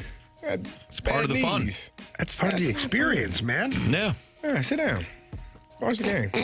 Stand up when something good happens, like a score. Somebody scores. That doesn't happen. It's not hey, that's not a part of it. Okay? Scoring isn't a part of winning? Are they winning? Not to them. No, they're tying? Drawing Pictures? Or drawing on the drawing pitch? on the pitch. No, okay. Question number 5. Text or troll? We like these, gentlemen. We do. From the 314, who the hell is Jobu? Yeah, that's a troll. All right. At this point in this city right now, that's a troll. What's the area code? Marshy? What area code? The area code is the 314. Yeah, that's a troll. I'm trying to think. There wasn't a moment where anybody asked that, right? Major League? Who the hell is Jobu? No, I don't think so. Okay. Gator says send Jobu to Winnipeg. Jobu. We should. Nah.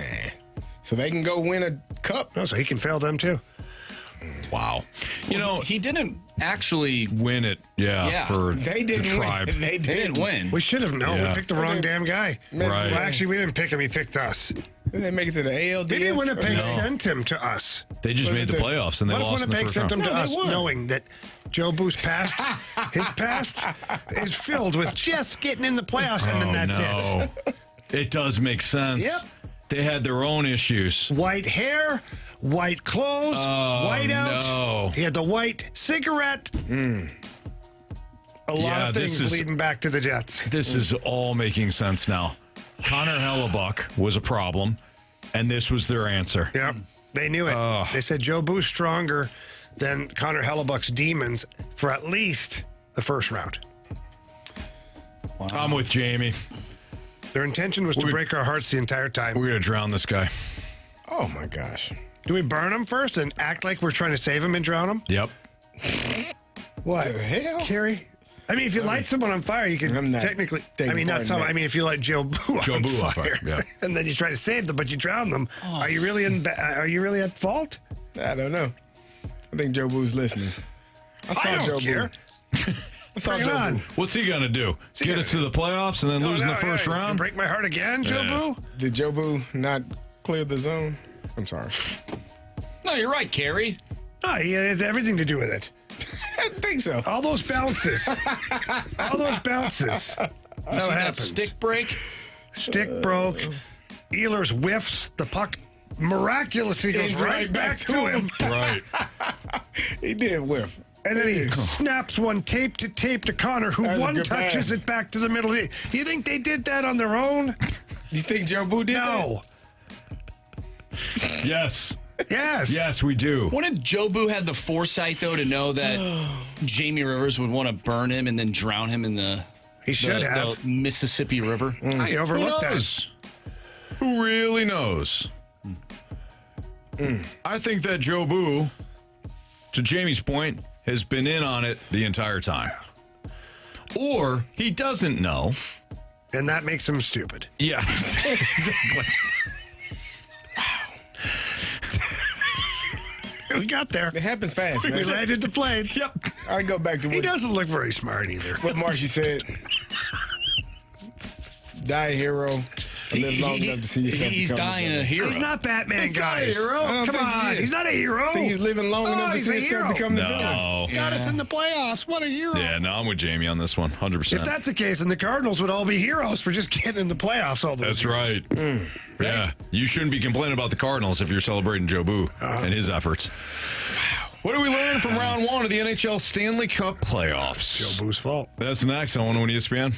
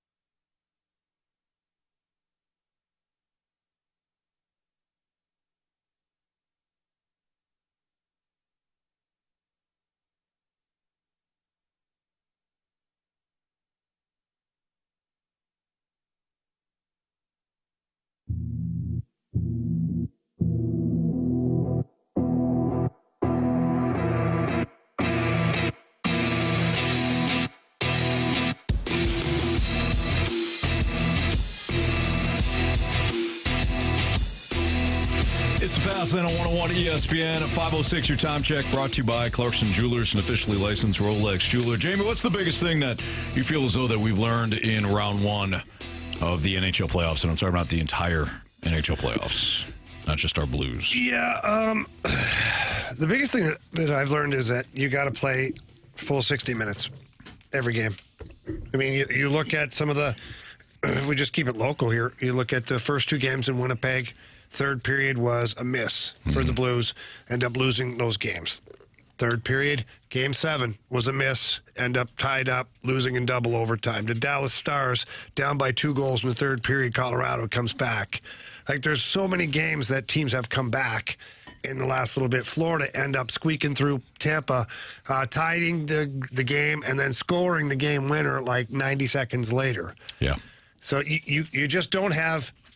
There's no moment where you can take a shift off. Mm-hmm. Teams are just too good. The parity's too good. Like, every team that made the playoffs, nobody embarrassed themselves. The only team that had a tough go was New Jersey, but they were missing so many players. Like, if they have Jack Hughes, if they have Luke Hughes, if they have their full squad, that's probably a 6, maybe 7, probably a 6-game series. Yeah.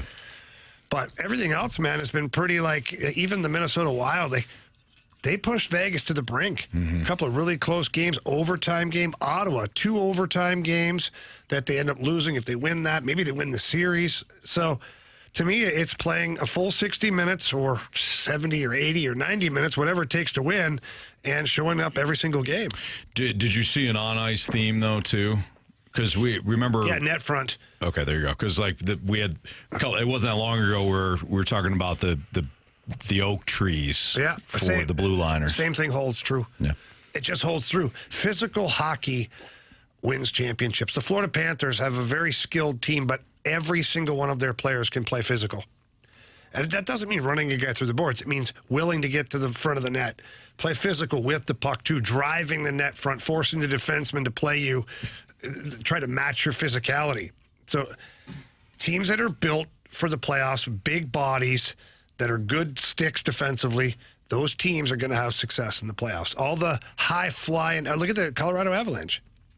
They had some grit, but Nathan McKinnon, all these guys, Natchez, high-flying, skilled players, and they're at home right now doing the same thing the Blues are. Yeah. Getting ready for the offseason here. Mm-hmm. I mean, it would be the same thing for me, learning how to close the door when you have a lead in the third period. I think a lot of teams, the Colorado Avalanche lost a game where they were winning.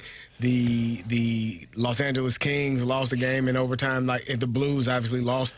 Closing the door. Like, if you got a lead, a goal lead, a 2-goal lead, you got to find a way to finish that last 60 minutes, man, and finish that game with a win and not get forced into overtime. I think that's. I think there are a few teams that are going to be looking back at this playoffs and looking and say, "Hey, we had some missed opportunities." Mm-hmm. We all. I think, to your point, the parity that you talked about, Jamie. There are a lot of teams that could be in the second round that are at home watching. They're going to be watching from here going on vacation. Picking the kids up from school today, like it is, right?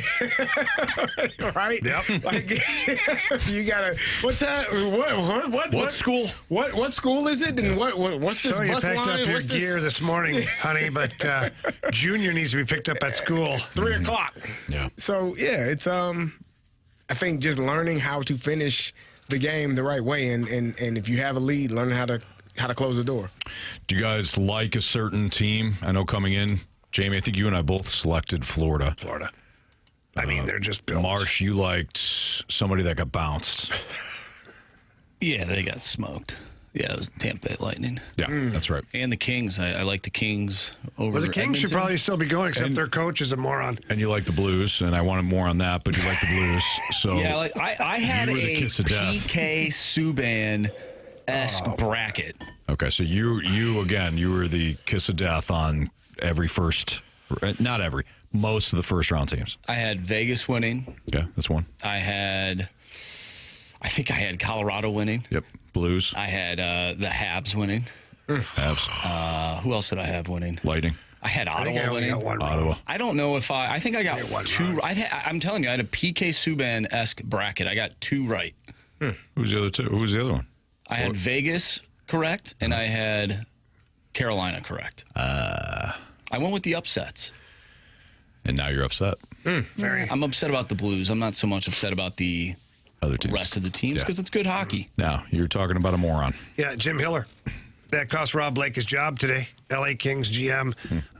They mutually agreed to part ways. Which we all know. He got fired. Yeah. And that's a polite way because Luke Robitaille is the president of the team. Him and Rob Blake played together for years, and you don't want to be bad blood. You get fired. So we say, we mutually agreed to part ways. Everybody then wins. Jim Hiller made some massive decisions that were terrible in that series against the Oilers. He shortened the bench halfway through the game. His guys were exhausted come the third period. They couldn't keep up the speed of play. There was a marginal goalie interference that wasn't even close to goalie interference. He gave up that goal, then challenged it, lost the challenge, had a penalty. Then the Oilers scored the game winner on that. Like, that's a bad sequence of events. In 3 games, he made so many decisions that were terrible. I can't believe he's still got a job right now, and I'm questioning that he'll be there a week from now. Now that Rob Blake has been relieved of his duties, I can't imagine Luke Robitaille foaming at the mouth to keep Jim Hiller. That team should be advancing. The Oilers should have been put out to pasture. They were done in the water. And the way he coached that team, let the Oilers come back and control the play, and you can't let those guys do that. So coaching, too, has played a major role in these playoffs. You look at some of the teams that are advancing, some of the teams that didn't advance, like there's big coaching decisions in every single game, and you have to get them right. If you get them wrong, man, you're golfing. Yeah. Jamie Rivers, Carey Davis, Andrew Marsh. I'm Anthony Stalter. It's the Fast Line on 101 ESPN. More of your mic drops on the Blues. Last opportunity to leave us a Scott Lee Heating Company mic drop via the Dobbs Star Notice Center's 101 ESPN mobile app. So feel free to leave us a mic drop. We'll air out your Blues grievances next.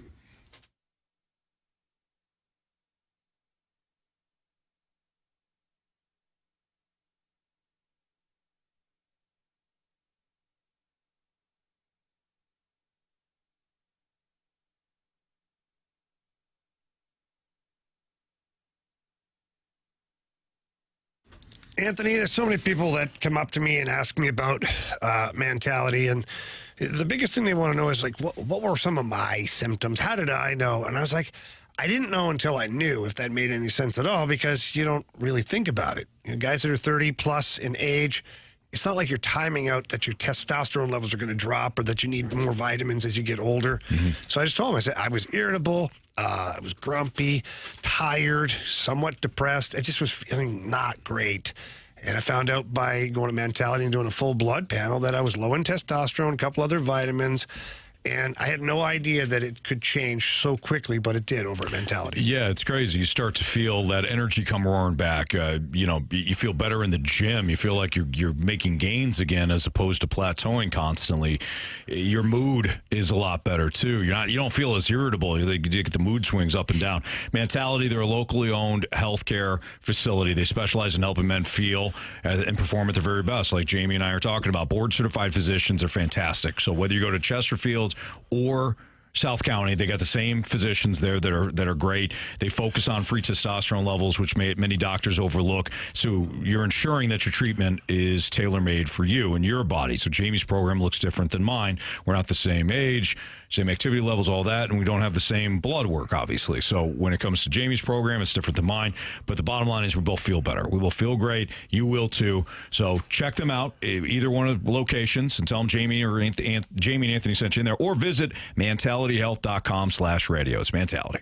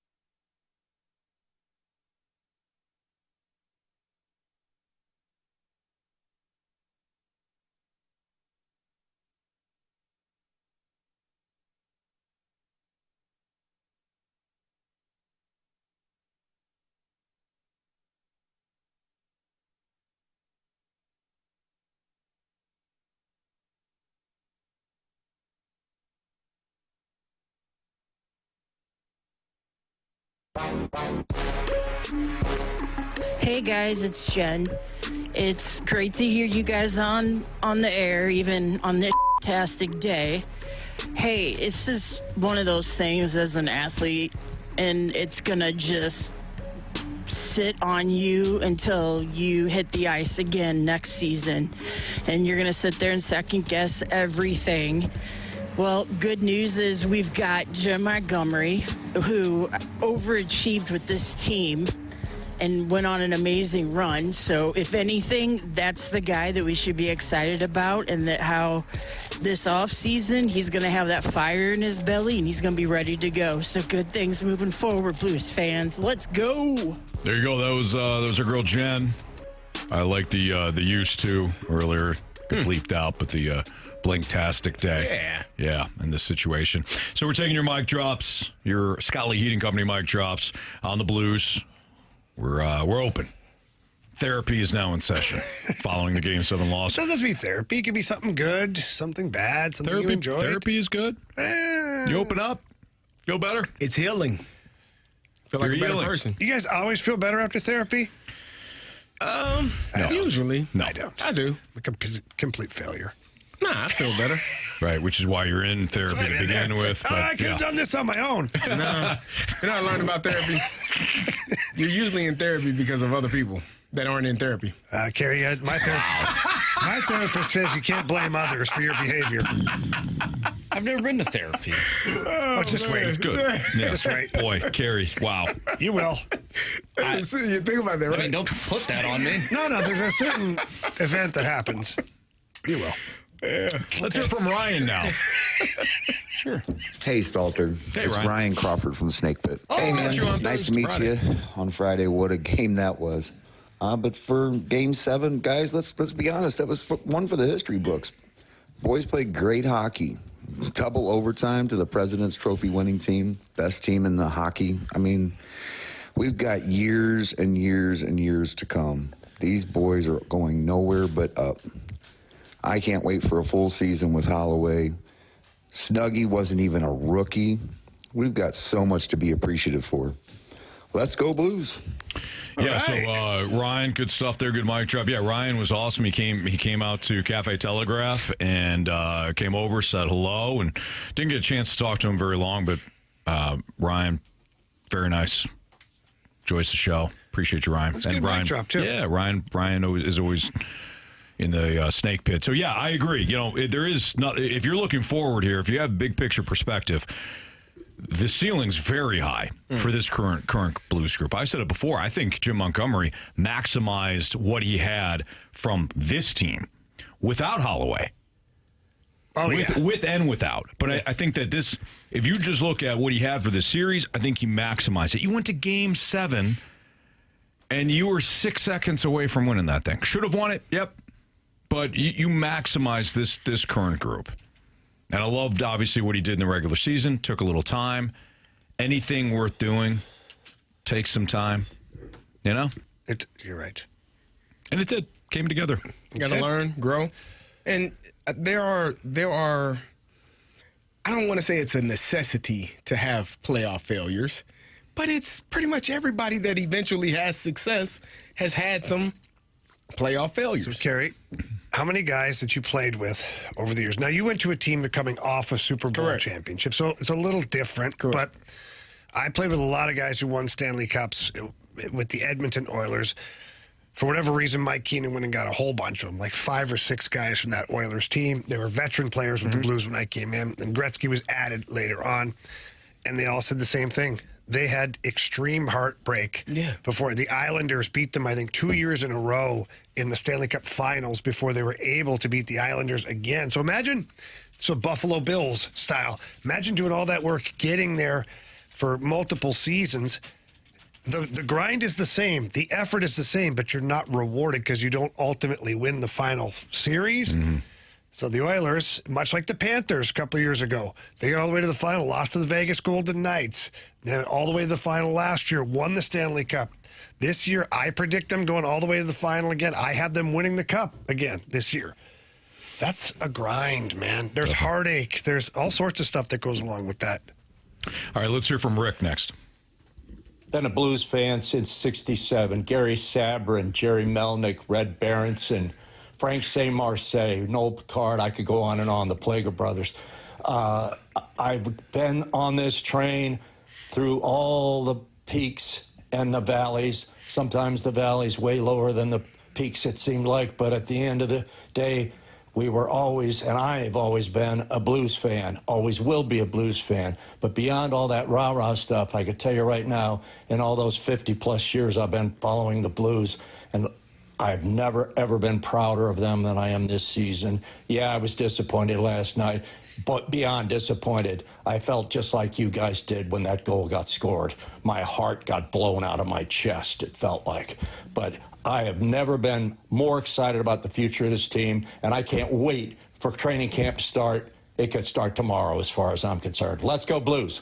Wow. Yeah, Rick. Well said, Rick's man. got me pumped up, man. No kidding. When does training camp begin? That's not for a while, but well, let's get it going. And three-quarters of your team probably couldn't even take training camp. Either way, let's get the guys that are healthy. Let's get them on the ice. But you know what, though? We'll have a summer camp.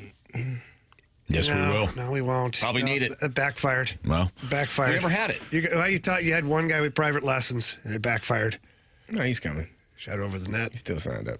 Okay. That's not what we teach. All right. No. We teach soft chips out of the zone. Exactly. Chip it high. He wasn't there, That's was he? not the soft chip camp. What do you call it? It's called the clear camp. camp. There you go. Chip it high. Let me ask you guys this. If they clear that puck within 6 seconds last night, probably win, right?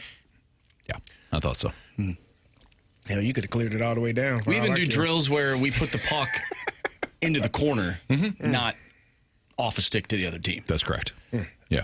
Guys, come on. You guys are like, it's funny as hell, but it's also freaking brutal. We're coming off the heels of a fantastic mic drop from Rick, and you guys got to pollute the waters again. Jeez. The only thing polluting these waters is Jobu's cigarette that you put him in the water and drowned him. Yeah. He was on fire. He needed help. I was there. There. I was trying to help him. Jamie was. He's heavier than you think. He was definitely trying to help him. I can confirm. He's an undertow. And Jamie and I don't get along. We don't see eye to eye, especially on the clear camp. But he, for sure, was trying to put out Jobu, who was on fire. The drowning was an accident. How he got on fire? I don't know. He had the cigarette. He did. He got a little careless with the hair. He and the certainly cigarette. did. Yeah. Guy's reckless. He's always been. All right, let's hear from Chase. To be upset that the Blues lost, totally fine. To ask fans to be okay today, the day after it happened, isn't fair. We're all seeing it from the point of view of what happened last night.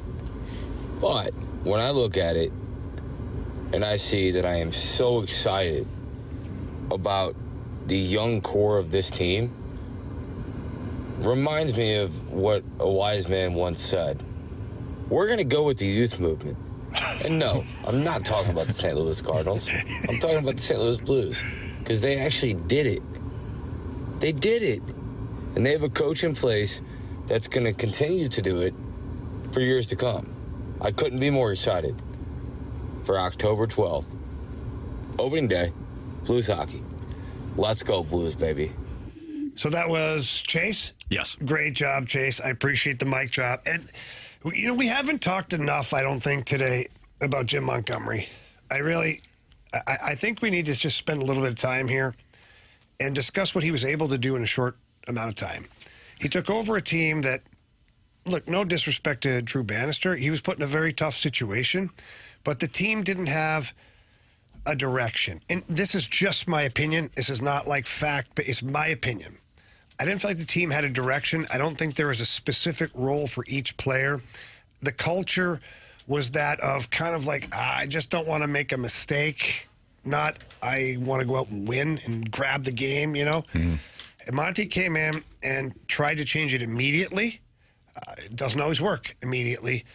Went back to the drawing board. He said himself yesterday, he's like, you know, the guys kind of drifted leading up to Four Nations. He says, I kind of did too. He goes, I knew that during the Four Nations, I knew I had to reassert myself into the locker room and be more present on a daily basis with the coaches and my players and everybody to keep the message going in the right direction. And when they really stumbled upon it is when They had a meeting. I wasn't in the meeting. Everything I'm about to say is paraphrasing or just, kind of loosely saying, but they came up with words that represent the team. And it was, love, selflessness, all this stuff. And then they lived by that. Yeah. Monty said, okay, now we're going to live by that. And they did. That's when they started blocking shots. That's when they started hitting everything that moves. They started battling to the front of the net. They're winning those battles. Like, things started to change. And then, of course, you go on a 12-game heater. You feel pretty good about things at that point. Right. So Jim Montgomery's instrumental. His thought process has been instrumental. And the way he handles players, I was telling somebody this morning, yes, he's our coach for the next 4 years. We had him this year as a 5-year deal, including this year. He could be the coach for the next 10 years. Mm-hmm. He could be. He could be like the next John Cooper, where he settles in because he's so good at adapting, knowing players, and communication. Hopefully he's here for a long time. Agreed. All right, well, let's do one more here. Let's hear from Paul. A couple things from the Blues season. Way overshot expectations. The barn was not selling out there before the Four Nations tournament, and then they come back and just go on a tear, sell out every night, loud as heck during the playoffs. It was awesome. Got back to the playoffs for the first time in 3 years. That was awesome. I think losing like we did against Winnipeg when we had a chance to win is going to put a chip on some of these guys' shoulders, just like I think Robert Thomas being snubbed from the Four Nations put a chip on his shoulder, and he came out and was probably the best center after the Four Nations tournament in the league, if not top 5. So I think it's going to put a chip on some of those veterans' shoulders like that. I think the young guys got some experience, and they're going to come back and be ready to make a big run at the next round or next year's playoffs. So I think overall it was a good season. I can't wait to see the Blues next year. It was heartbreaking the way we lost, but sometimes you got to go through that. I still remember Steve Yzerman's shot from the blue line off John Casey after Grant Fuhr got hurt. So let me ask you guys this, because I think it's a valid question. One, that was a great mic drop from Paul. And yeah, the Yzerman goal sucked. Was right there for it. Really sucked. On the heels of last night's loss to the Jets, would it have been easier or harder today to get up and talk about the Blues had they lost 5-1? Yes. It would have been more difficult, yeah. No. What? It would have been easier for me.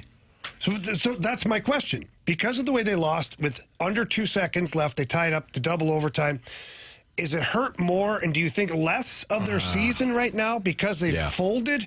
Or had they lost 5-1, never really been in it from the start, you'd be like, well, they just ran out again. No, you're right. You know what I'm saying? Marsh, I'm with Marsh. Yeah. If it was 5-1, you're like, I would have based the trends. The home team the better team. Yeah, what are you going to do? If they won 5-1, they were just beating the hell out of us for no reason. Yeah, since they should have won. 4-1. Oh, you're talking about the score. I thought you meant the series. Yeah, the best out of 7. That's why I got confused. Yeah, I thought you meant the series. It wasn't the best out of 9. Right. You all said 5-1. Yeah. I'm like, No. Best out of 9, these two teams have 4 players left. Right. Yeah. Like 4-4. If it was 5-1, I'm thinking, okay, Connor Hellebuyck dialed it in for that final game. He became the goalie that everyone thought he was in the regular season, or the Blues didn't get enough shots on net. Bingo. Yeah, the second part of that was You would be more upset if they lost 5. No way. No. Why the heck? You get all the way to a game 7 and get the brakes beat off of you 5-1. I think it you just only shows score then your team. 1 goal versus a guy that has been pulled twice in this series. You're 3 times. Hell, I lost count. They're going to yell. I lost count. Hell, I couldn't remember. I know. 3's hard. 3 is hard. It's hard to do that, right? It's a lot. 3's company. But yeah, you would be more. More. No way. Are you serious? I'm telling you how I don't know why. Carey, Don't you tell him how he's going to be feeling. For me, Carey, I don't want to tell you how to do feel. that exact same thing in the playoffs this year, and it was like, Carey, you've been to therapy. I have. You cannot tell him. I'm not trying to tell him how he feels. I'm telling you how I feel. Kind of are. You're bullying I him. said I apologize. I apologize. I'm not trying to tell you how you feel. I don't agree with it. And that's my right. It's also what I learned in therapy. It's just the greatest. The hell you talking about? All the therapy buzzwords are coming out right now. I don't agree with your opinion. It's my opinion is if you lost 5-1, oh no, I would be like, well, why the hell did we even get there? Sitting on the couch. That's almost like finishing dead last in the 100 meters. Like you worked all that. You got to the Olympics. Yeah. Okay. Carey, are you supposed to validate my feelings? No, hell no. She's laying on the couch. Validate. Yeah, I'm no. not validating. No. We're supposed to dive into your childhood. That's what we're supposed figure to out do. why you are the way that you are and why I am the way that I am. Just a difference of opinion. Don't mean we can't get along. Right. Yeah. We just disagree on this. I'm glad I asked the question. Yeah. That was good. I'd be mad as hell they lost 5-1. What the hell? You guys didn't even show up. So it feels better then? Hell, I mean, they fought their ass off. They did. They fought their ass off, and they did not win. They lost to a team that was better than them. That was missing their first-line center, and they had 5D. And you were missing your one of your best players as well. All I mean, it series, happens. though. It happens, man. Oh, Marshy, you're not giving any credit to your Blues. See, That's no, shocking. wait. No, you really now, are. now You just can we discredited answer the everything. question? Hold on. He just discredited everything. He just discredited me as well, did he not? He did. I apologize to him for what he said, for what I said. He had no respect for your opinion, Carey. I'm waiting. This is how therapy works. No, it says going back and no forth. accountability. We're not in therapy. We're at the Hubbard radio station. You were just kicking up your feet. Exactly. You were just kicking up your feet. I've been here before. You guys threw out the window. I've been here before. The Blues were the best team since February. They're the best team. All right. No, they weren't. They didn't blew win the their game. series. It's as simple as that. And we can be excited for next season. We certainly can. But I personally would have rather them just lose 5-1 to answer the question. Because Andrew doesn't like the emotional game. He'd rather know in the first period it's over and he can move on. Yes, I witnessed that in January. He would rather the know that his Vikings. team wasn't good enough. But now he knows his team was good enough. Yes. It's the what if now. Yeah, it is. The team was good enough. Yeah, they didn't for win, though. 59 minutes and Which 58 means they seconds. ain't good enough in my brain. Beat the Streak. Bet the Board is next on 101 ESPN.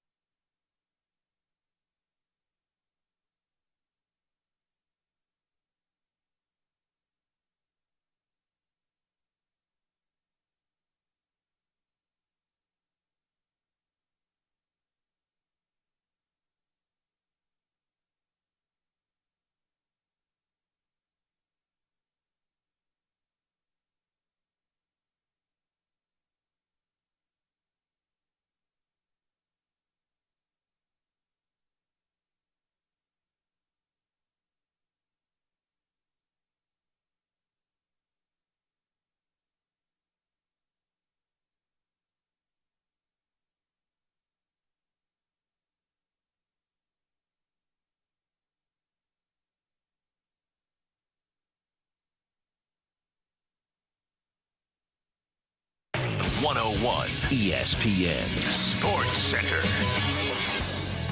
I'm Andrew Marsh. It's time for a Sports Center update brought to you by Saliga Heating and Cooling.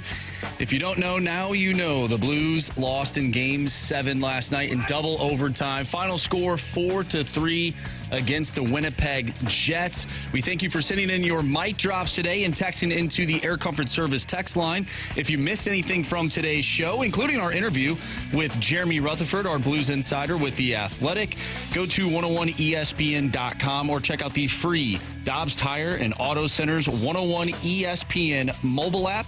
Just head to the podcast page and you'll find all of our interviews and full shows there. And it's all brought to you by the Schaefer Door Company. Miles Michaelis on the mound tonight for the Cardinals as they take on the Pirates. First pitch tonight is at 6:45. The Cardinals took 2 of 3 against the Mets this weekend. We have Beat the Streak and Bet the Board coming up next. I'm Andrew Marsh, and the Sports Center update is brought to you by Saliga Heating and Cooling. Daikin Heating and Air Conditioning dealer.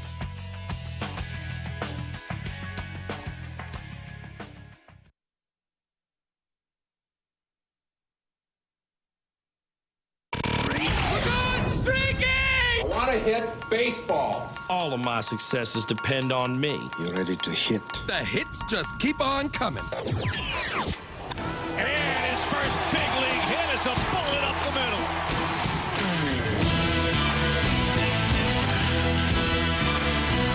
Time for Beat the Streak and Bet the Board here on 101 ESPN. We start off with Beat the Streak, and we got our guy Andy back. What's up, Andy? Hey, still trying to recover from last night's loss. We have a smashed TV, but for real or no? What's that? For real or no? No, not for real. A metaphorical smash TV. Yeah, now we got to look forward to some Cardinals baseball. Oh, yeah, no, that's exciting. All right. Do you want to say that? Marsh, what do we got for latest streaks? All right, I have a streak of 10 right now. Holy moly. What's the record? I always ask you this. What's the record? It's like 13 or 14. Marshy. So I'm at 10 right now. Jamie and Carey, Andy and you, Anthony. I'm sorry, no. Oh, my goodness. Jeez, I'm flustered. You're all Come right. on. Hey, you're all right. Just take a deep breath. Anthony, you have a streak of 5 right now. You have a streak of 5. Andy has a streak of 4. Carey has a streak of 2, and Jamie has a streak of 1. Nice job, Jamie. What'd you give me on Friday? We gave you Juan Soto. Juan Soto. Oh, thanks. You're welcome. He's never done anything, has he? He's done a lot. Okay. All right, tonight I am going to go with Brendan Donovan. I am going to go with Lars Nootbaar. Andy, you're up. Yeah, let's go Brian Reynolds of the Pirates. Andy? Damn it. CD. Yeah. Took my guy. That's where I was going. CD, we're going to need an answer. All right, I'm coming. Give me, Wilson. No, I don't want Wilson. Wilson? Yeah, give me Wilson Contreras. He's due. He's due factor. You're 3 for 4. No, I'm talking about against this pitcher. Oh, don't look at that stuff. 0 for 5. Listen, don't you remember Brandon Crawford 5 years ago was good against a pitcher? I wouldn't use those things anymore. Head-to-head stats. Yeah. They don't matter in They baseball? can be misleading. A fickle you-know-what. Jamie. Nolan Arenado. Okay. All right, here's how it goes tonight. Marsh took Brendan Donovan. I selected Lars Nootbaar. Andy took Brian Reynolds. Carey begrudgingly took Wilson Contreras. And Jamie just went with Nolan Arenado. Andy, good luck to you, pal. All right, you guys too. Thank you. All right, there you have it. There is Beat the Streak. Time for Bet the Board.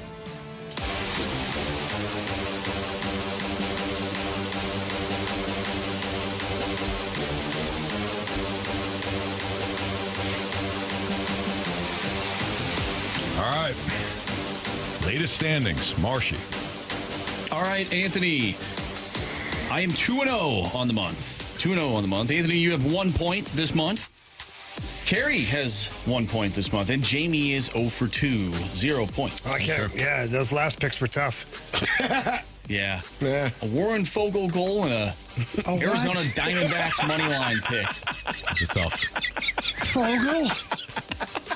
God. You felt it. Oh, did I ever? I'm feeling it right now. Fogel. Oh, Fogel. Diamondbacks? They ever do. What'd you pick for Carey? I picked my own pick. Yeah. And I lost. I picked the Warriors. Plus, what was it? Plus 5.5? You picked your own and lost. 5.5. I did.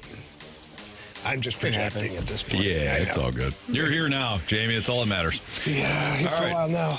Marsh. Yes, the Florida Panthers are minus 120 against the Toronto Maple Leafs tonight. I'm going to go with those Florida Panthers on the money line. You piece of... I was wondering if Jamie was going to go with He's listening to my spot earlier. Yeah, he was. There's circa. It's only a hockey game. I said Circa Sports. I go, my play tonight is the Florida Panthers on the money line. Thank you for the pick. I've been listening. I've been listening. All right, Carey. Give me I Austin. really don't like you. You're going to go with a power play point No, I anyways. wasn't. I was going straight up. It's too hard to go with power play point in the playoffs.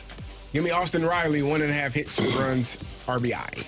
Minus 135. Give me your St. Louis Cardinals, minus 135. Miles McCollus versus some guy that Jamie had to pronounce because pretty sure he's a hockey player trying to pitch.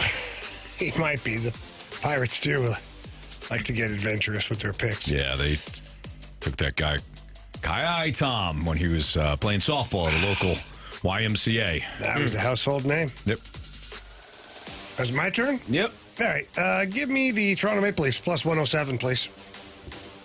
Oh, Carey. Did the spite? Yeah, is this what this he is? did the spite play. Jamie, They're at home. It doesn't. That doesn't work, man. We'll see. I love it. We'll the see. spite play usually bites you in the butt, man. It does. But Best of luck to you. we've all done it now. Except for, well, no, I think, Marsh, you've done the spite play, haven't you? Yeah, you'll see. It wasn't a spite as Patrick much as I Matthews. stole Carey's pick. So maybe Jamie will win tonight because I apparently stole his pick. Apparently? There you go. There's record of it. It was a great play, Jamie. I know. That's why I did it. I mean, don't pick Warren Fogle in the Diamondbacks. I didn't, actually, Marsh. I didn't. Marsh does bring up good points. All right. When we come back, what we learned, 3 stars of the day, criticisms, compliments next.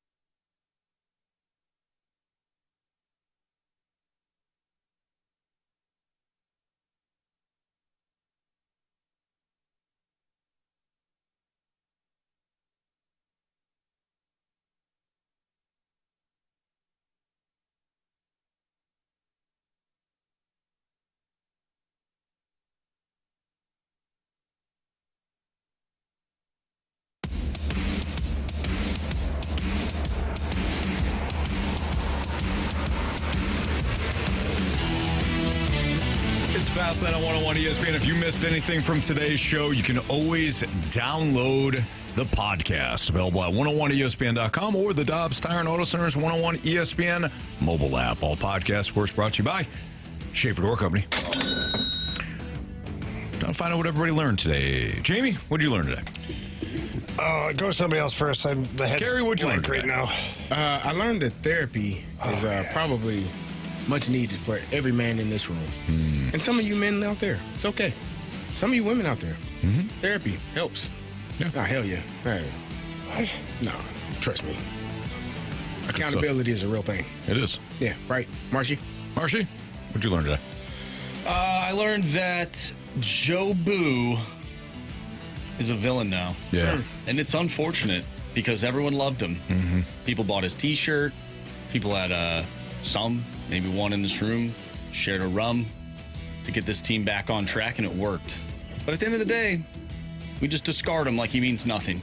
It's unfortunate. Joe Booth is not a playoff performer. No. You know, he's a like regular Hellebuck. season guy. He's not a postseason guy. It's not an excuse, it's facts, right? I know what you're going to say. I don't like it. Jamie? I'm glad you thank you for stopping me. Yeah. I was going to get hate mail. Yeah, you were. I learned that when you place your bets in a live read, that not only can the listeners take your bet, go to Circus Sports Illinois, the app, and place a bet with the best odds, that some of your coworkers might take that bet and use it against Bet the bird, yeah. Or Bet the bird. Bet the bird. That's what he wanted to give him. The bird. The bird. Bet the bird. Okay. Not what you learned, but just a very happy heavenly birthday to our guy, Chris Duncan, today. So, Dunk, man, we love you. We miss you. Would have been 43 today. Wow. So happy birthday to Dunk, who, man, I mention all the time here on these airwaves. It's something that inevitably comes up when it comes to baseball, and I always think of Dunk. So, miss you, pal. I know you're watching out. So, all right, go ahead, Marsh. All right, it is time for our 3 stars of the day. It's time for the Fastlane's 3 stars of the day. Presented by Circus Sports Illinois. Sports betting the way it should be. All right, our 3rd star of the day goes out to Pierre Paget. Yeah. Yes. 2nd star of the day goes out to Therapy. Yes. And our 1st star of the day goes out to Andrew, listener Andrew, who hooked us up with Canes because of Dunk's birthday. Yes, thank you, Andrew. And I was going to thank you, but I figured Marsh was going to include you in the 3 stars of the day. Yeah, thank you, Andrew. He keeps the tradition alive each and every year. He always brings us Raising Canes. So shout out to Andrew and his son, who I get to meet but see again at Cafe Telegraph. Man, that place was hopping. So a lot of people, a lot of great listeners. Nice Good job. stuff. For Andrew Marsh, for Carey Davis, and Jamie Rivers, I'm Anthony Stalter. We appreciate you listening and tuned in. We'll be back tomorrow, too. See ya.